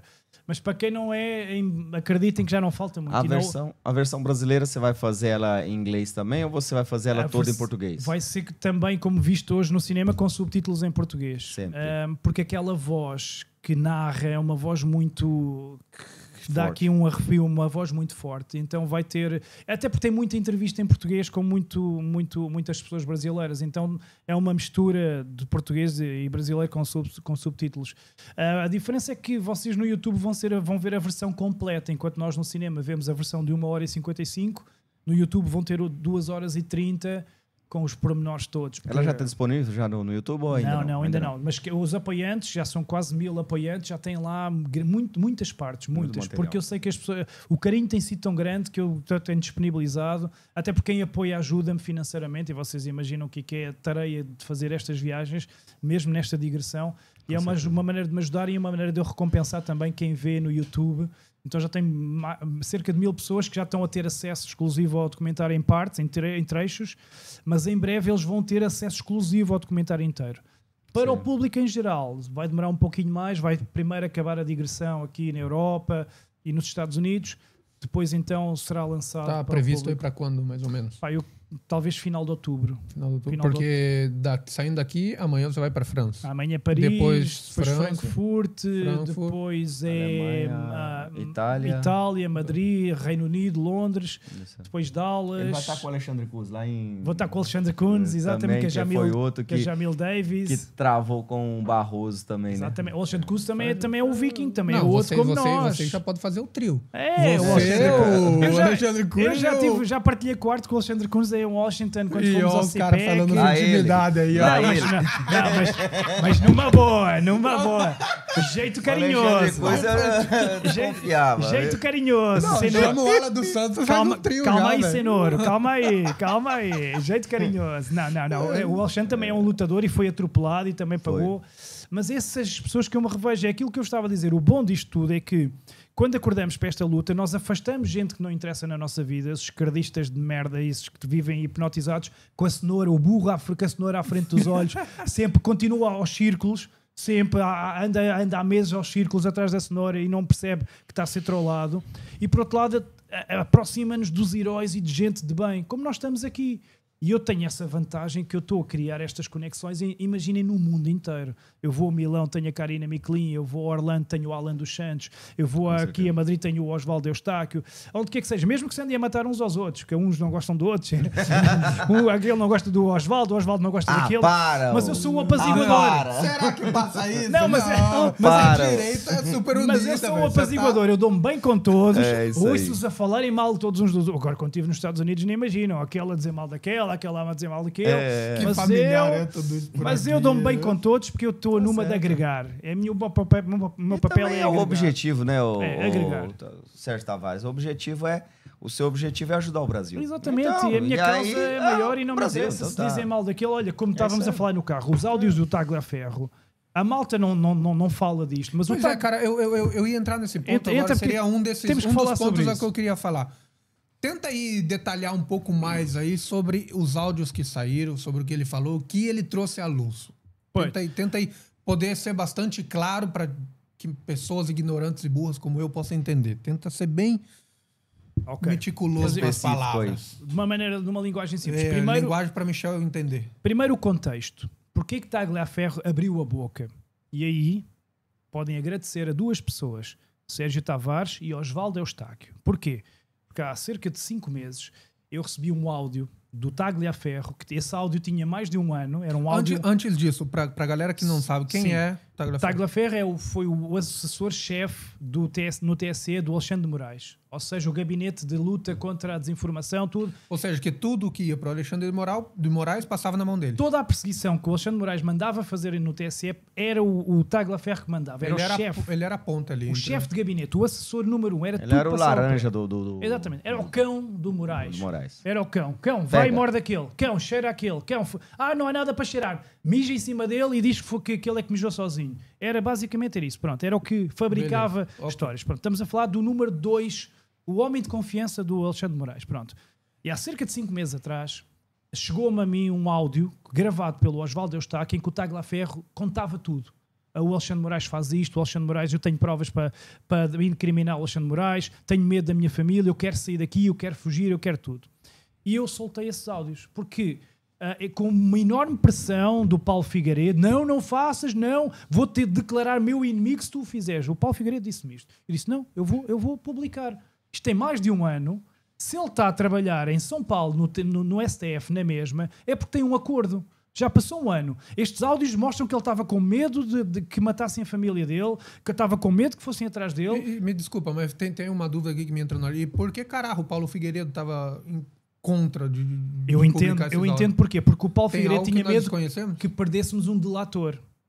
E queria que ele estivesse lá ainda como quando você fala em perder um delator, você se refere a perder a cabeça. O Paulo tinha medo que, ao eu expor os áudios, que o Tagliaferro fosse preso no Brasil e já não pudesse sair. E esse risco acontecia. Só que o que eu pensei? Estes áudios têm mais de um ano. Se o Tagliaferro... E nos áudios o Tagliaferro estava assustado, a chorar ao Osvaldo Eustáquio, a dizer que queria se ir embora, que estava a ameaçar a família dele, o PCC queria matá-lo, que ele tinha provas para incriminar o Alexandre de Moraes, queria um plano de fuga pela Argentina. Isto o Tagliaferro a dizer tudo. Então, naquele momento, ele era o bola da vez. Exatamente, mas isto um ano antes. E eu, na minha cabeça, pensei, então, mas espera, se um ano antes ele estava com medo disto tudo, um ano depois ele está a trabalhar em São Paulo, para o TSE na mesma, alguma coisa aqui não bate certo, é porque ele fez um acordo. E então eu disse, não, eu não vou ser como o Greenwald e vou guardar os áudios. Não, eu vou vazar, eu não quero saber, chamem-me o que quiserem. E soltei. Fui mega criticado. Por uns, mas outros me disseram, que Sérgio, olha, afinal tinhas razão. Marcaste um golo de fora da área de bicicleta. Por causa de ti, o Tagliaferro saiu do Brasil e agora ele vai pôr a boca no trombone. Porque senão ele não ia mais falar. Ele estava acomodado em São Paulo, ele não ia mais falar. Portanto, ainda bem que fizeste. E quem gravou o áudio foi o Osvaldo Eustáquio. O Osvaldo Eustáquio deu-me a mim e eu tive a coragem de lançar esse áudio. Neste momento o Tagliaferro fala porque foi forçado a sair do Brasil por causa dos áudios que eu soltei. Que o Paulo Figueiredo na altura não queria, criticou-me muito. Eu sou muito amigo do Paulo na mesma, porque eu entendo o lado dele. Eu entendo. Mas e ele ligou-me, disse, Sérgio, não soltes. Mas disse, Paulo, desculpa, vou soltar. Eu não vou guardar o áudio. Eu não sou dos que guarda a informação para quando não. Eu vou soltar, eu não quero saber. Portanto, neste momento o Tagliaferro está em Itália, está a soltar tudo, já depois no Senado, tem provas que põem o Alexandre de Moraes atrás das grades se a justiça for verdadeira no Brasil, se houver o impeachment e se os senadores e se os deputados fizerem o que têm a fazer, se os Estados Unidos atuarem, porque o Tagliaferro... Estas provas todas ele já passou para os Estados Unidos, ele já passou para a CNN ignora, claro, a CNN é lixo, é como a Globo, está ao serviço do mal, mas já passou também vai passando aos poucos no seu Instagram, vai passando nas entrevistas da Oeste, da Auri Verde, e isso está a vir a lume. E agora, o que ele tem passado, o que ele passou no Senado esta semana é bombástico. E eu posso dizer, eu tenho orgulho de ter feito com que ele tivesse a coragem de falar, porque já me disseram pessoas que privavam com ele que ele não ia sair, ele estava acomodado, ele não tinha dinheiro para sair, que ele está a passar algumas dificuldades agora. Mas eu não me importa, a mim interessa-me o bem maior, eu não me importa se mexe com a vida de pessoas, eu não me importa, seja eu próprio estou a arriscar a morrer. E agora o antigo cão do Moraes vai ficar sossegadinho em São Paulo? Não. Se eu estou a arriscar a minha vida, o cão do Moraes também vai arriscar a vida dele. E agora está cá o resultado. Paga pelo seu erro, né? É assim. E uma coisa, eu falo com o Tagliaferro, mas há uma coisa que nunca me entrou na cabeça. O Tagliaferro sabia o que é que estava a fazer. Tudo bem que ele agora está a fazer as coisas bem, está a corrigir e todos temos direito a uma segunda oportunidade. Mas o Tagliaferro, ele sabia o que estava a fazer. Mas eu acho que nós temos o coração suficiente para, se uma pessoa está a tentar corrigir o que fez de mal, para recebermos essa pessoa do bem. Porque quem nunca fez o mal? Mas que se ele tivesse caído na onda também, não tivesse guardado as provas, Pois. hoje a gente também não... Exatamente. Né? E se ele guardou... Ele tinha saído, né? Porque ele se negasse, eles iam caçar ele, pôr ele em outro Exatamente. lugar, e hoje ele não tinha essas provas, E né? se Então ele ele- foi usado para isso também. Exatamente. Então. E se ele teve o cuidado de guardar as provas, de... É porque ele já porque estava ele já estava a nisso. pensar é porque a consciência bateu-lhe e foi demais para ele. Claro. Porque é como no tempo do Hitler. Isto são aqueles os que faziam serviço sujo, os que ligavam o forno para matar pessoas. E há uma altura em que já não aguentas a pressão. A qual muito deles desertaram Exatamente. justamente porque não aguentava a pressão. E há uma altura que não aguentas a pressão. E o Tagliaferro, felizmente, nesse áudio que ele tinha Você acha antigo... que atrás do Tagliaferro virá outros? Há lá mais com essa outro. mesma dor de O consciência? Tagliaferro já vazou um áudio em que o outro assessor também já estava a dizer que não aguentava mais e que não aguenta mais. Do mesmo Alexandre ou já de outro ministro? Do mesmo Alexandre também. Do mesmo Alexandre. Portanto, já... Mas eu me refiro a outros ministros, outras de pessoas. outros ministros. É. O gangue atuava, não era só o Alexandre, as ordens vinham também do outro. O Pois gangue, é, isso eu me refiro. Se algum... Aquilo que eu senti, e nesta investigação que eu fiz do documentário, é que no gangue do STF, e nós temos de dizer gangue, acabou-se, não há que Supremo, cada um tinha uma missão específica. Por exemplo, a Carmen Lúcia era mais virada para a censura, o Benedito era para criar pretextos para tornar inelegível o Bolsonaro, o Gonet foi posto pelo Lula, indicado pelo Lula para procurador, foi posto já lá de propósito para fabricar o julgamento. Ou seja, antes dele ser indicado para procurador, disseram, olha, tu vais para lá, mas o que é que tu tens de fazer? Isto, criar provas, indiciar o Bolsonaro, tal. Isto é a tua missão. E como cão amestrado que é, ainda por cima é um cão, que aquela parece mesmo um cão, esse Gonet. Ele foi cumprir a sua missão de orelhas baixinhas, recebeu umas fitinhas, um ossinho na boca. Mas a vez do Gonet também vai chegar. O Magnício também vai chegar ao Gonet. E cada um deles tem uma missão. O Flávio Dino também tem ali um papel, teve um papel essencial no 8 de janeiro, foi o responsável por apagar as imagenzinhas, contratar os infiltrados. Nota a ordem que os caras tinham, então. É. Nada é de propósito ali. Então. Cada um tem um... Vocês viram as imagens que se calhar nunca tinham visto do 8 de janeiro no documentário. Há duas imagens-chave. Aquela em que os infiltrados estão a sair pelas traseiras. Sim. E aquela em que estão os infiltrados, os primeiros que partiram tudo dentro do edifício e que se vê então o povo a chegar pela rampa. Em que se vê que eles já estavam lá dentro quando o povo chega pela rampa. Pronto, só isso aí era o suficiente, claro. para deitar por esta farsa toda para água abaixo. E cada um deles tem ali a sua missão. E vocês, foi pena hoje não viram na versão curta. O Benedito eu também depois ponho na versão integral a parte das joias do filho a ser ridicularizado, porque eu tive o cuidado de humilhá-los, que é o que eles merecem. que bonito que ele falou. Eu tive cuidado de humilhá-los. Há uma parte sobre o filho do Benedito em que eu digo mesmo, e o filho do Benedito, o Filipe Brandão, mostra que ter dinheiro é diferente de ter classe. Porque aquela roupa pirosa, meu, parecia um cortinado da avó, cada um deles. Uma roupa tão antiga, parecia que estavam vestidos com as cortinas da... Epá, por amor de Deus. Você sabia que o filho do Lula agora tá morando em Madrid? O que você acha disso? Tá sabendo disso? Se calhar está a pular fora, é um deles, né? Há um que chamou... Tá na nossa terra? Tá, mas não é o que chamou puta a Janja, pois não? É o outro. Acho que é um que fala que... Respeita a briga de família, cara. A outra... Como diz... mas não chamou... Não mas ofendeu, é o nome dela, porque ela é, ué. É uma profissão, é uma profissão. Então, mas... Eu acho que é uma ofensa às putas chamar ela de puta. Você vai ofender as putas. Eu acho que o teu riso é uma discriminação, deixa as prostitutas terem a sua vida, pá. Escolheram agora, qual é o problema? Mas eu acho que é ofender as pobres coitadas, porque chamar elas de Janja... Sim, esbanja. Né? Mas o documentário tem lá umas partes cómicas, eu reparo, porque eu reparo nas reações das pessoas. A parte em que o Gilmar Mendes é chamado de laxante, há sempre um risinho. Na parte em que a esbanja, que no documentário chama a Janja de esbanja também, há sempre aquele risinho. Há um aplauso sempre que aparece a capa do Gilmar Mendes no Fake Judge 2, sempre ali. E depois há ali uma parte-chave, vocês viram aquela parte em que eu reúno as frases-chave ditas por eles em câmara lenta. Cara, aquilo lá me flipou, velho. Que é missão dada, missão cumprida. Nós vencemos o bolsonarismo. A eleição de Lula se deve a uma decisão do TSF. Nós vamos tomar o poder, que é diferente de ganhar eleições. Essa frase, cara, tá certo, eu já tinha escutado ela antes. É que uma coisa antes. é tu ouvis isso tudo junto. E eu Isso é aí, muita cara, coisa, muita coisa. Velho, mas isso aí é algo que você escuta e você não pode escutar e sair normal disso, Tu nunca cara. pediste a um ministro dizer... O cara, nem- ele fala, cara. Ele fala claramente, né? Intelectualmente ele Nem uma fala. letra dessas O Lula, frases podiam ser Lula ditas. só Não, ganhou e as tem eleições graças ao STF. Então, cara, E do próprio Lula. Então o Lula diz, para dar um golpe, primeiro temos que tornar a mentira verdade e depois damos o golpe. É pá, por amor de Deus. a mano. narrativa, criar a narrativa. O Lula certo? dizia que criámos o Foro de São Paulo porque tínhamos a consciência que nunca seríamos poder pela via democrática, pelo voto. Pá, isto era o suficiente para qualquer atrasado mental que visse o documentário acordar, Ô, meu. Sérgio, o negócio aqui é o seguinte. Nós estivemos conversando isso hoje de manhã, lá tomando café, lá nós estávamos conversando. Cara, eu sei que a resposta vai ser a mesma, mas para que as pessoas possam entender um pouquinho esse panorama. Como que você explica isso, cara? Ou como que você tenta mostrar É um petista. essa verdade a uma pessoa de esquerda, velho? E ela ainda não entender a mensagem que tá na cara dela, velho. Aí- Porque é o que eu comentei com você. Há 3 coisas inatas que o ser humano busca: a beleza, a verdade e a justiça. Isso é inato do ser humano, cara. De maneira inata, o ser humano ele busca isso. Você nunca vai ver algo feio e falar que é bonito. Só se você tiver Exatamente. problema mental, talvez Sim, aí sim. sim. Você nunca vai ver uma verdade. Isso é um celular, óbvio. Você não vai falar que isso é um carro. Bom, transgênico, um celular transgênico. Sim. Você vê algo injusto, você não vai falar que aquilo... Então, é inato do ser humano. E isso nasce de maneira... Tá no cognitivo do ser humano. Como então, explicar, como que né? você explica? Velho, olha aqui, ó. Ó, escuta essa frase. E ainda assim, a pessoa... Não, Lula livre. Como que você... Não há anistia.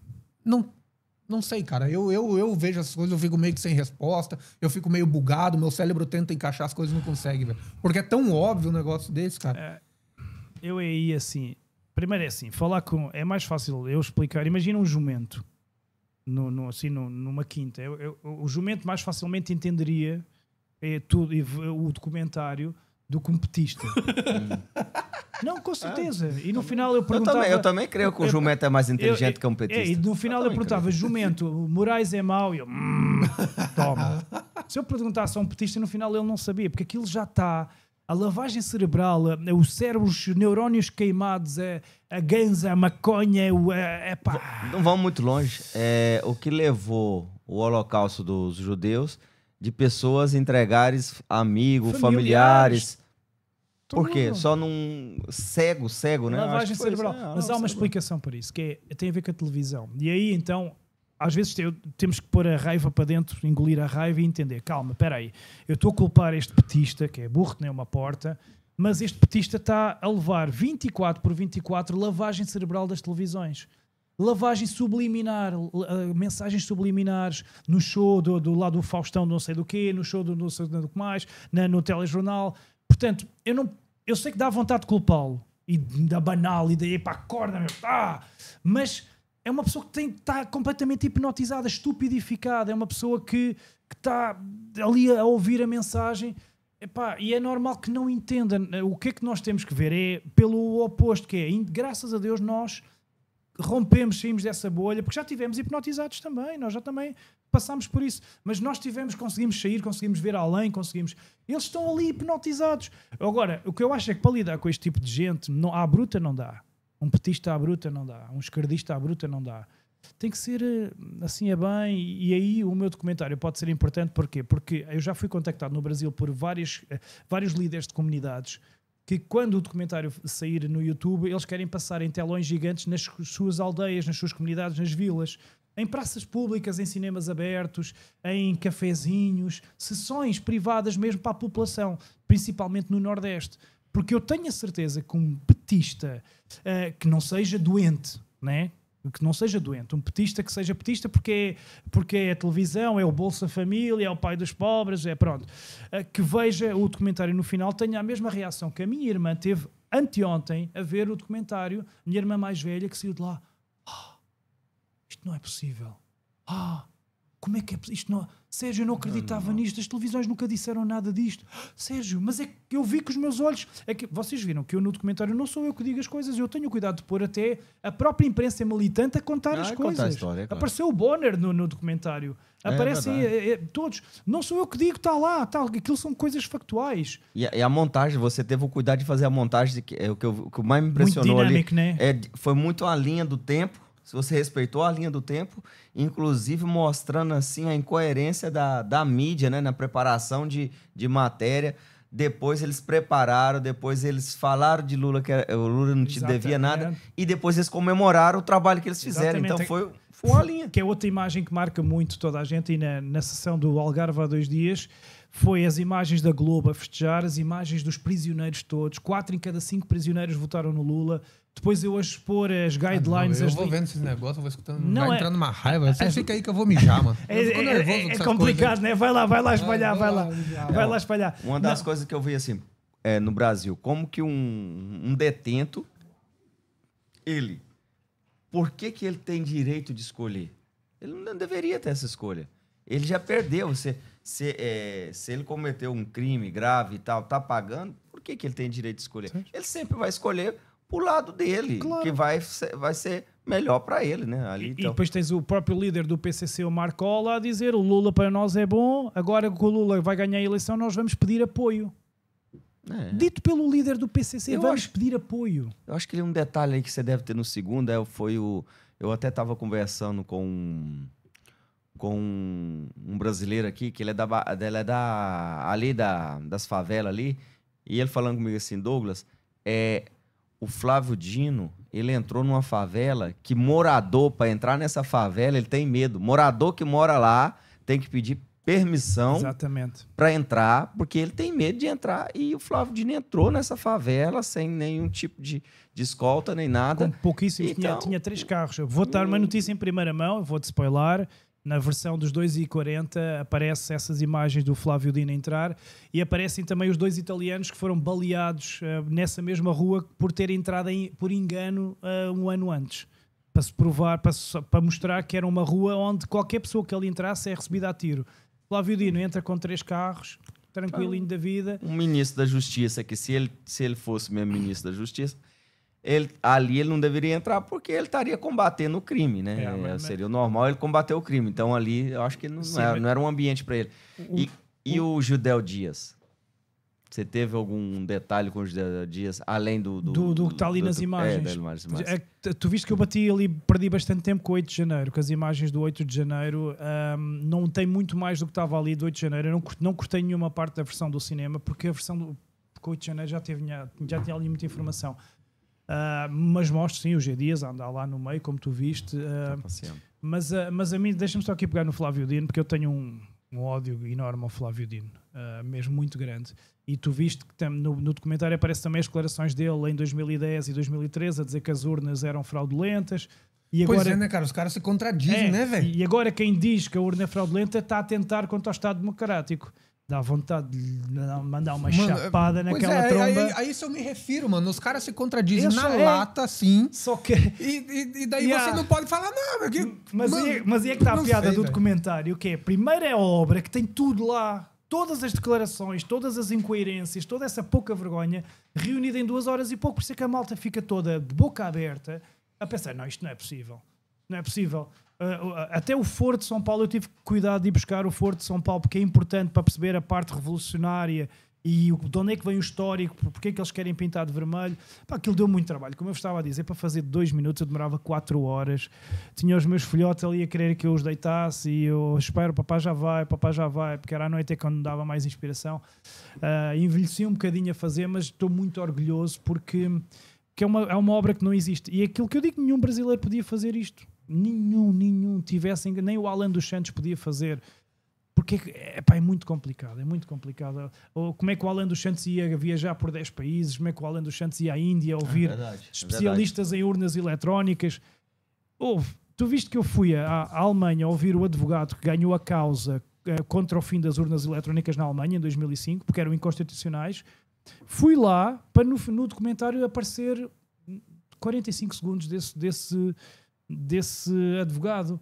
Eu fui à Índia para falar das urnas eletrónicas com comprovante em papel, para aparecer no documentário entre 1 minuto e meio. Não, velho, deixa eu abrir um parênteses aqui. Estás a perceber? Mas eu fui assim, minucioso, ao ponto de dar-me ao trabalho de ir a outro continente para ter 1 minuto e meio de imagem, meu. Não, mas olha, agora eu quero passar um pouco de vergonha aqui. Olha o nível que nós estamos, cara. A Índia Yeah. Tem papel. Tem papel na urna e nós brasileiros E 1 bilhão. estamos com a caixa fake. E 1 bilhão e 500 milhões de habitantes. É um país Pô, é maior gente da pra Terra. Aquilo caramba, eles velho. não Você acabam. tá Não, eles louco, nunca velho. acabam. E com aqueles turbantes enervantes, que no caso não gosto. Não gosto, mas respeito. E vou ao país deles e respeito. Por isso é que eu gosto que eles venham para a Europa a respeitar-nos. Mas não acho piada nenhuma àqueles turbantes. Penso sempre que eles vão puxar o cinto e arrebentar. Não gosto, pá, não gosto. E não tem mal nenhum não gostar. Porque a história do racismo é uma treta. Porquê? Porque o ser humano foi feito para naturalmente gostar de umas coisas e não gostar de outras. Gosto do azul, O não que gosto... é normal.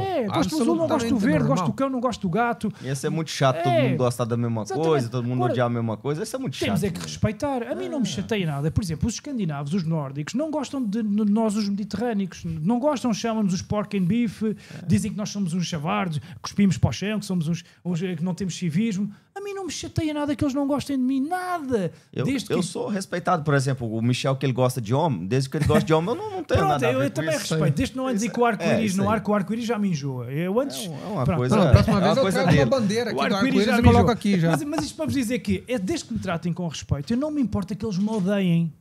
Eu lido bem com isso, eu durmo. Agora, eu tenho o direito de não gostar de certas etnias que roubam, que fazem barulho, que coisa. Epá, tenho o direito. Agora, se estiver ao pé deles, eu vou tratá-los com o máximo respeito. Como seres humanos e com dignidade. Com Agora, certeza. na minha cabeça, eu tenho o direito de dizer odeio este tipo de gente. Ou não gosto do turbante na cabeça. Tenho todo o direito. Agora, chego ao pé da pessoa do turbante, respeito. Se tiver caído no chão, dou a mão e levanto. Se estiver a passar fome, dou-lhe uma sandes. Mesmo que não goste daquele tipo de pessoas. Nós fomos feitos para gostar e para não gostar. Por isso é que esta história do racismo a mim incomoda-me tanto. Porque nós não temos que gostar uns dos outros, meu. Temos é que respeitar. Na verdade, isso aí... Temos que respeitar-nos. Eu particularmente, esse tipo de conversa já me pá, cansou, cara. Para que Já eles me querem isso? cansou, Para nos pôr uns velho. contra os outros. É uma Fascinado com velho, eu lembro quando eu era pequeno, velho. Nós zoávamos, os fazíamos pretos piada zoavam nós que era do branco, os brancos gordo, zoavam do nós que era óculos, do branco. careca. E tudo está se Agora não, agora E diga-se de passagem, tem muitos amigos que eu tenho no Brasil de infância que nós se zoava e até hoje se zoa ainda. Então, Eu ainda vou no agora, Brasil, sento ainda lá, agora o então, Douglas a dizer que eras viada.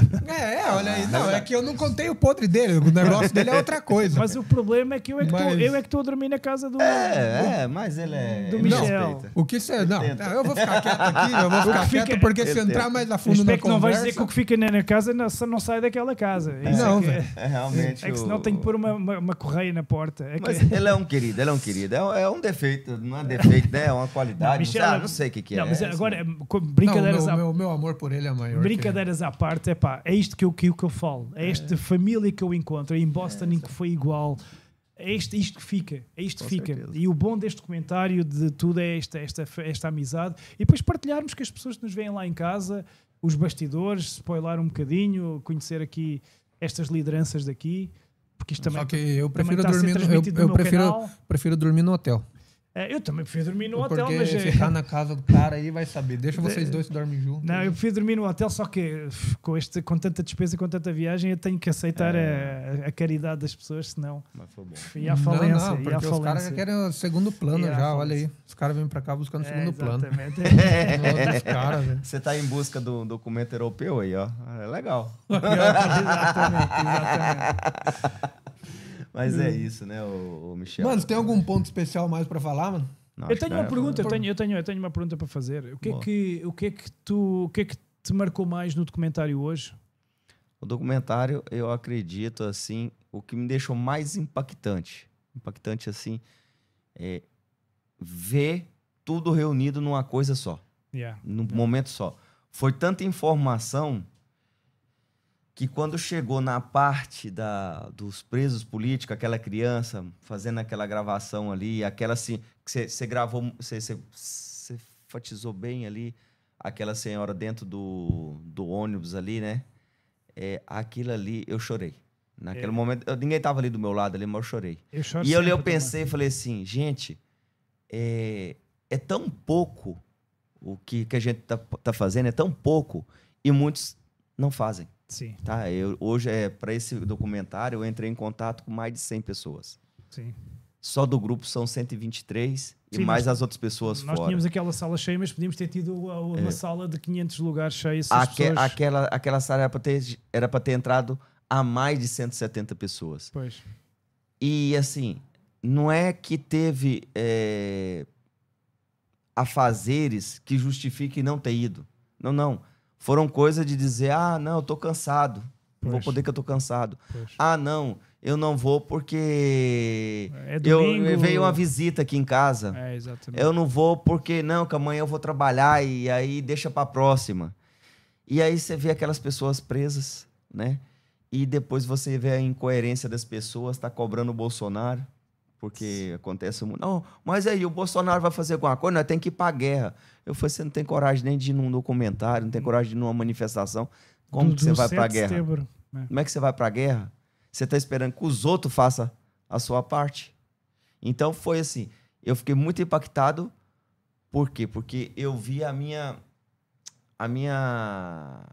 No mesmo tempo, eu vi a minha fortaleza ali de lutar por essas pessoas, como eu também vi minha debilidade de dizer assim, eu não consigo encher uma sala dessa, né? E a decepção de mais gente estar parada. Entendeu? Eu falei assim, nossa, eu poderia ter dado um pouquinho mais, não sei o que eu poderia ter feito diferente para estar aqui com mais gente, o que eu posso fazer?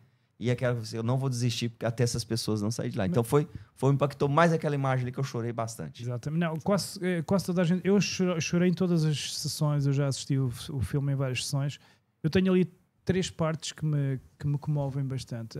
Tenho a parte quando eu falo na Paulista, porque vivi aquilo e é sempre muito difícil eu não me ver o filme, porque tive medo de não ver os meus filhos e fico sempre comovido aí. Fico comovido sempre na parte dos presos do 8 de janeiro, sempre. Principalmente há ali uma parte em que ele diz, eu só queria voltar para o meu Pantanal. É isso, houve. A Débora pedindo, pelo amor de Deus, só quero minha família de volta. E tá lá presa, cara. E a pedir àquele nazi, que aquele boneco de cera asqueroso que está lá, aquele nazi. Eu quero pedir desculpa para o Estado de Direito, uma mulher humilhada. Pá, aí mete-me impressão. E depois agora aqui, obviamente, tem a ver comigo. Reparaste no final da conclusão, aparece o aviãozinho com todos os países que eu corri.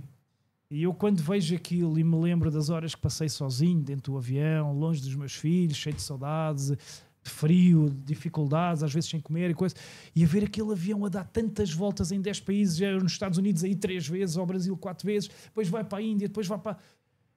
Aí também vem sempre uma lagriminha, porque só eu sei o que é que...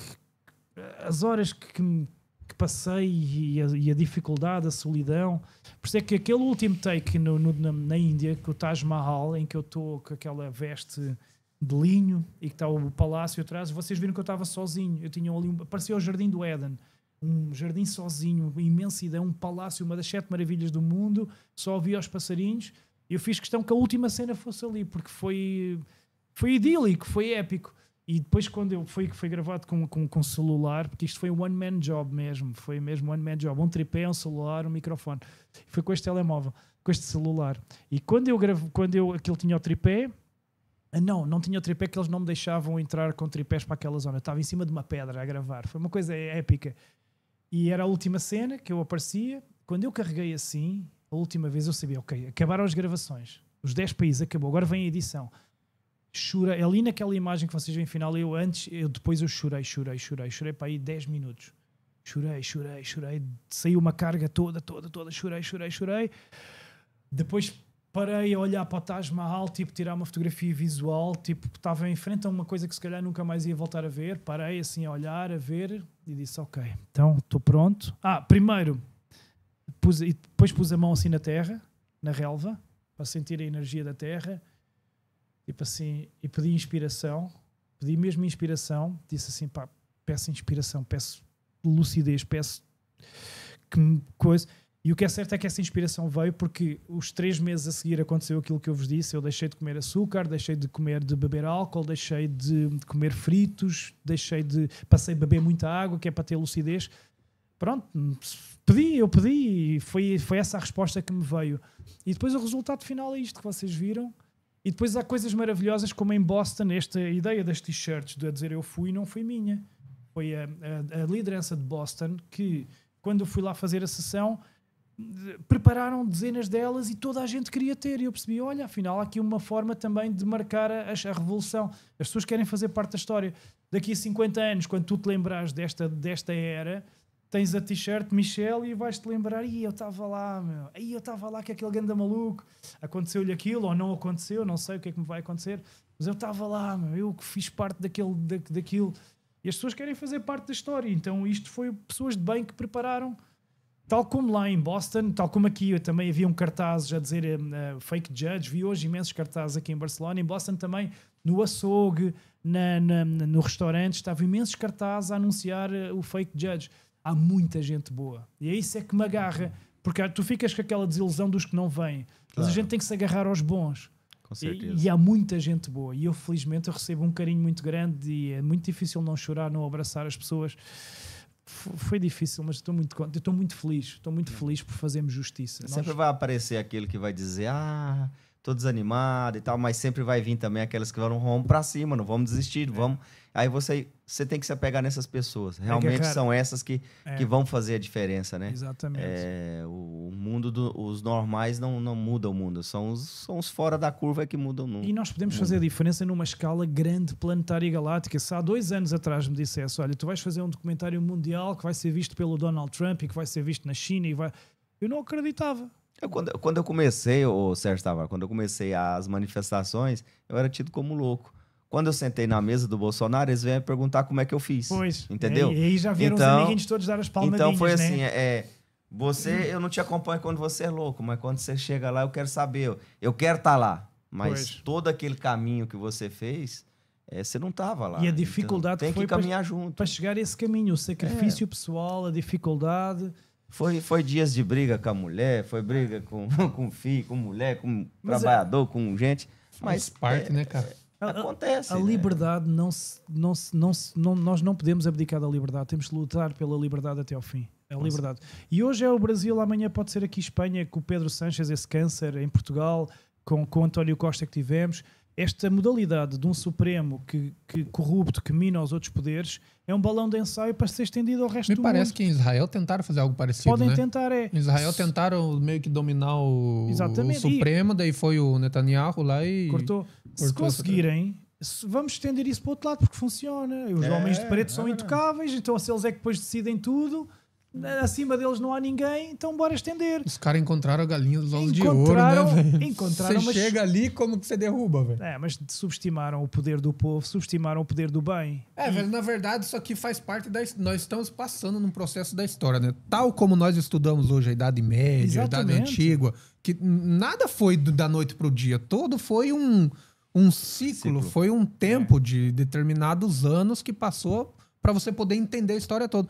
Hoje nós estamos nessa vibe. Daqui 100 anos as pessoas vão olhar para trás e falar, cara, olha, eles vão ter toda a timeline do que aconteceu e vão entender. Agora mesmo nós não estamos meio que perdidos. Alguns, né, tipo uns iluminados, tipo Olavo de Carvalho, o próprio Alan dos Santos, os caras eles conseguem ter uma visão panorâmica de tudo. Mas as pessoas em geral, elas vêem meio que tudo bagunçado. Né?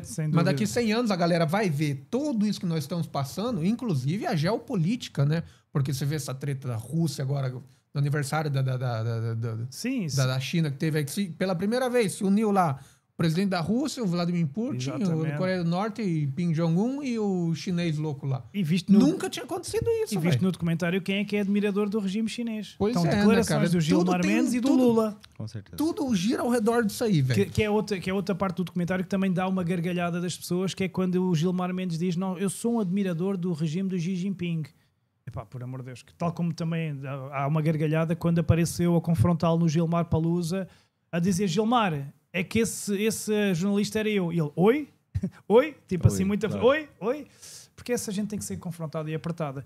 E o que é certo é que, olha, eu sei que tenho a certeza absoluta, eu vou voltar ao Brasil. Agora eu não meto lá os pés, né? Eles matam-me, dizem que me queriam roubar o celular e matam-me, ou prendem-me. Mas eu vou voltar ao Brasil para comemorar a liberdade. Eu faço essa promessa ao povo brasileiro, eu vou voltar, até porque eu tenho estados muito lindos para conhecer, quero ir à Rondônia, quero ir a Curitiba, quero ir ao Paraná, quero ir à Goiânia, quero ir a Manaus, à terra do meu avô. Eu tenho ainda ali muito sítio para ir, então eu quero ir com liberdade e quero comemorar ao lado do povo e sei que esse dia vai acontecer. Portanto, A terra de Belotas tem que ir lá, né? Terra de Belotas. Olha o cara aí com a quinta série. Quero conhecer. Ainda por cima estou solteiro. Você não entendeu, ué? Não. Não, mas acho que não quero entender. Mas olha, a quinta série não sai, ainda né? por cima estou solteiro e dizem que as mulheres de Goiânia são lindíssimas de Florianópolis e não sei o que. Ainda voltem a arranjar lá o amor da minha vida. Eu tava lendo os comentários do vídeo que você colocou hoje, eu tava vendo os comentários do pessoal lá, tava lá com Sérgio Tavares, senador.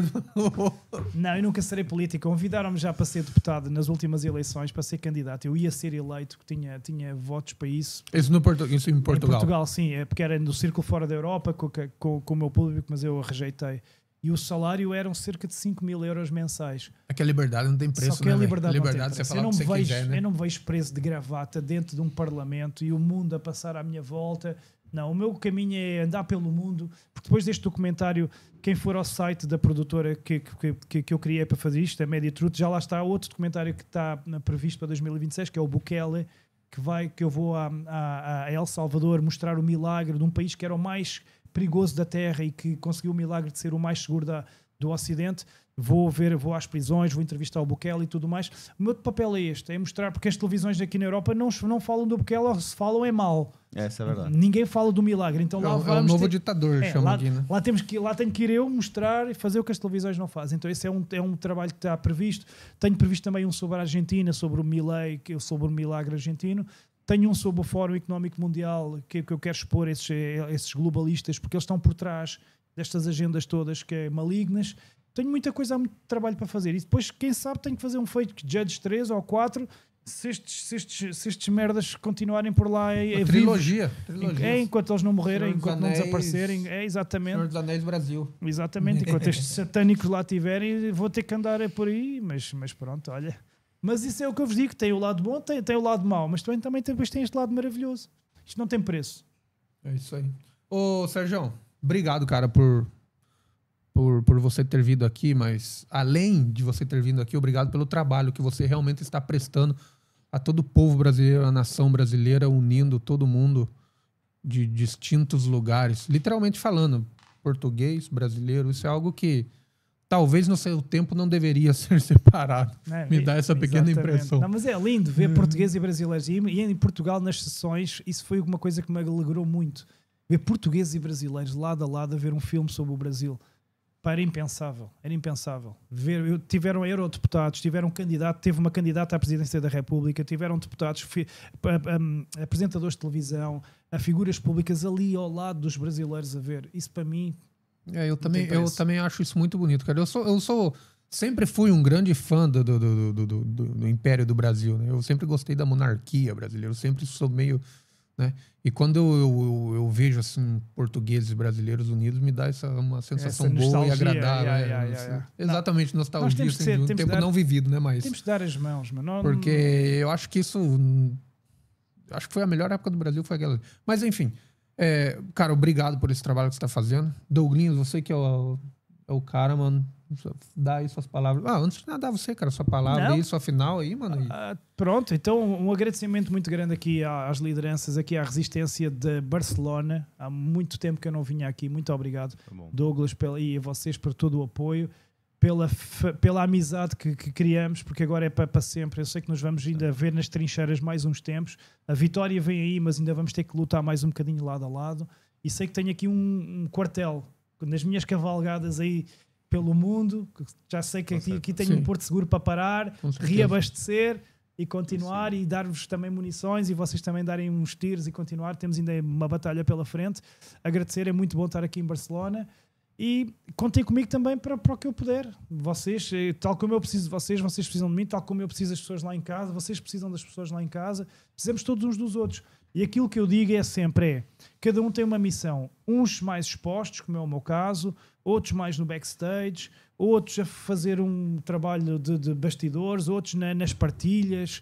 Às vezes uma mera partilha no seu celular vai chegar àquela pessoa que não ia ver e acorda. A tal história das estrelas do mar. Então partilhem, ponham um like, ponham um comentário, ajudem, falem. nem imaginam o alcance que isto tem. É a única solução que nós temos, é isto, ainda. Isso daqui, cara, isso daqui para as É pessoas, única. assim, deixar para ficar bem claro, isso aqui elegeu presidentes, velho. Exatamente, com durante certeza. 8 segundos. Portanto, isto para já é a nossa única solução. Agora, nós sem as pessoas não conseguimos, não chegamos a lado nenhum. E, portanto, muito obrigado pelo vosso apoio aqui, também aqui pelo estúdio e por esta oportunidade de divulgar mais um bocadinho deste trabalho que me deixa muito, muito orgulhoso. E quanto a vocês aí em casa, mais um bocadinho de paciência. A estratégia é mesmo de propósito para trocar as voltas ao tirano, para ele não dar uma canetada, mas na hora certa vocês vão ver, e conto com as vossas partilhas gigantescas para isto chegar aos confins da Índia, da China, da África do Sul, a todo o lado, para as pessoas nos cafés, nos restaurantes de qualquer país falarem: olhem, Maduro, não é um merdas, Putin, um merdas, Moraes, um merdas. É isto que eu quero, nos cafés do mundo, dizer isto. Não é preciso dizerem um merdas, mas pronto. Não, mas fica legal. Mas entendem a merdas. mensagem. Portanto, olha, muito obrigado e um abraço a todos aqui da Espanha e onde quer que nos estejam a ver. Douglinhas, bola tá com você, mano. Valeu, Sérgio, nós te agradecemos demais da conta, o pessoal aqui. É aquilo que você falou, sinta-se em casa, você tem uma família aqui em Barcelona, o pessoal ficou muito contente com a sua presença. Eu senti. Eles, nossa, você vê que animou, teve muitos ali que falaram que agora vão estar mais presentes, saíram do armário. Então, quer Sim. dizer, a sua vinda aqui não foi só para mostrar o documentário, foi também para animar esses patriotas. Sim, que às que vezes ficam hoje- desmotivados. Fica desmotivado. E foi legal ter você aqui, ter o Oswaldo. Eles sentiram, assim, nós não estamos na luta sozinhos, não. Tem gente que está vendo nós. Sim. É isso que eles sentiram, né? Então, teve patriotas que quando te viu, eles não acreditavam. Nossa, é ele! Eu falei, pois é, gente, é ele sim, ele tá aqui com a gente, um português que veio aqui. E você, o que você... Não, vou comprometer. Então, a gente tá muito grato. Sinta-se em casa, quando precisar, tá à disposição os patriotas aqui Sempre, em Barcelona. E é isso, é isso aí. Agora você ir fortalecendo a cada país as lideranças e os grupos, porque vai ser desses grupos que vai vir a revolução do Brasil. Sem dúvida. Afinal, vai ser de fora para dentro e lutando dentro, mas também de fora para dentro para acontecer alguma coisa. Nós te agradecemos muito aí o povo, né, de Portugal, né, a nossa porta de entrada aqui na Europa é Portugal. Portugal é sangue, né? Então, eu acho que isso foi essa convivência que fez com que hoje fosse diferente. Tá? Exatamente. Muito obrigado. Não, e eu tenho a certeza que ainda hei de conseguir também unir aí umas quantas lideranças que estão menos envolvidas, e vou tentar agregar e tentar fazer o meu papel. É isso aí. É isso aí, obrigado. Foi um carinho muito grande. De facto, as pessoas deram... Aqui na Espanha você não terminou ainda. Você tem que ir lá com a Elisa. A Elisa Não, está te vamos ter em esperando lá em Madrid, Madrid. vamos ter em Ela está te Madrid, esperando. vamos ter em Então Madrid. vai ser Vai sucesso. ser... Aliás, vou Se já... possível, nós Vou já... podemos estar lá com eles também. Vou já, Com anunciar certeza. vou já anunciar aqui as próximas datas para quem nos estiver a ver que não seja daqui de Barcelona. Então agora a próxima é Lisboa, dia 14, depois o Porto, dia 21, Braga, dia 28, porque Braga já tem mais brasileiros do que portugueses. Em cada 10 pessoas, 6 são brasileiros. Olha só. Portanto, que Braga é legal. uma cidade já brasileira. Milão, dia 11 de outubro. Frankfurt, 12 de outubro. Madrid, 19 de outubro. Londres, 25 de outubro.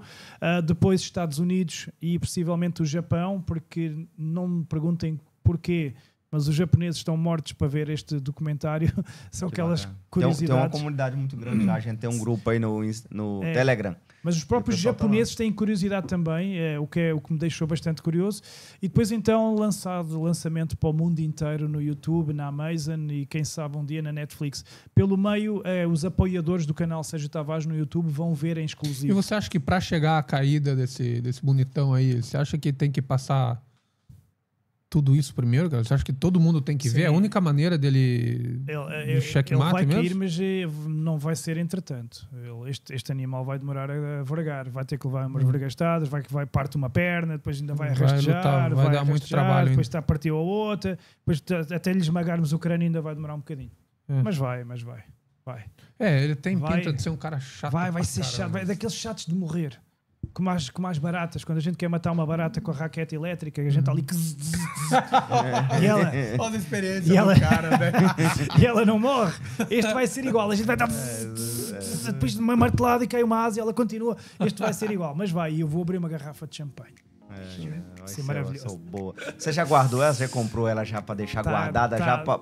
Tá Essa guardada. que vai ser pra... Moe Chandon, vai estar ali, vou procurar um baloiço como o do Eu acho que Alain. nós já podíamos fazer até um champanhe já. Podia fazer uma festa vendendo isso aí. especial entre todo Exatamente, mundo. podemos lançar o champanhe já preparar ali para... Champanhe pra data Vai final. ser uma festa, já 3 dias de festa vai ser Vai ser a nova data da independência e da liberdade do Brasil. Vai ser As feriado. festas com o Alan dos Santos vai ficar por baixo Vai depois ser dessa, né? incrível, vai ser incrível, vai ser incrível. Encerrar, Olha. porque senão nós vamos passar a noite aqui. Obrigado então pelo convite. Beleza, meus queridos, um grande e forte abraço pra todos. Muito obrigado por seguir aí o nosso canal. E os que não seguem, eu peço que dê o like, curta e compartilhe, sobretudo, informações como essa que ha sido de um interesse fundamental pra todos. Pra todos os brasileiros em especial. E não brasileiros também, né? Não é por acaso que tá indo pra todo mundo. E é isso aí. Fiquem com Deus e nos encontramos no próximo Só Vai Podcast. Um grande e forte abraço desde os estúdios Só Vai. Até mais.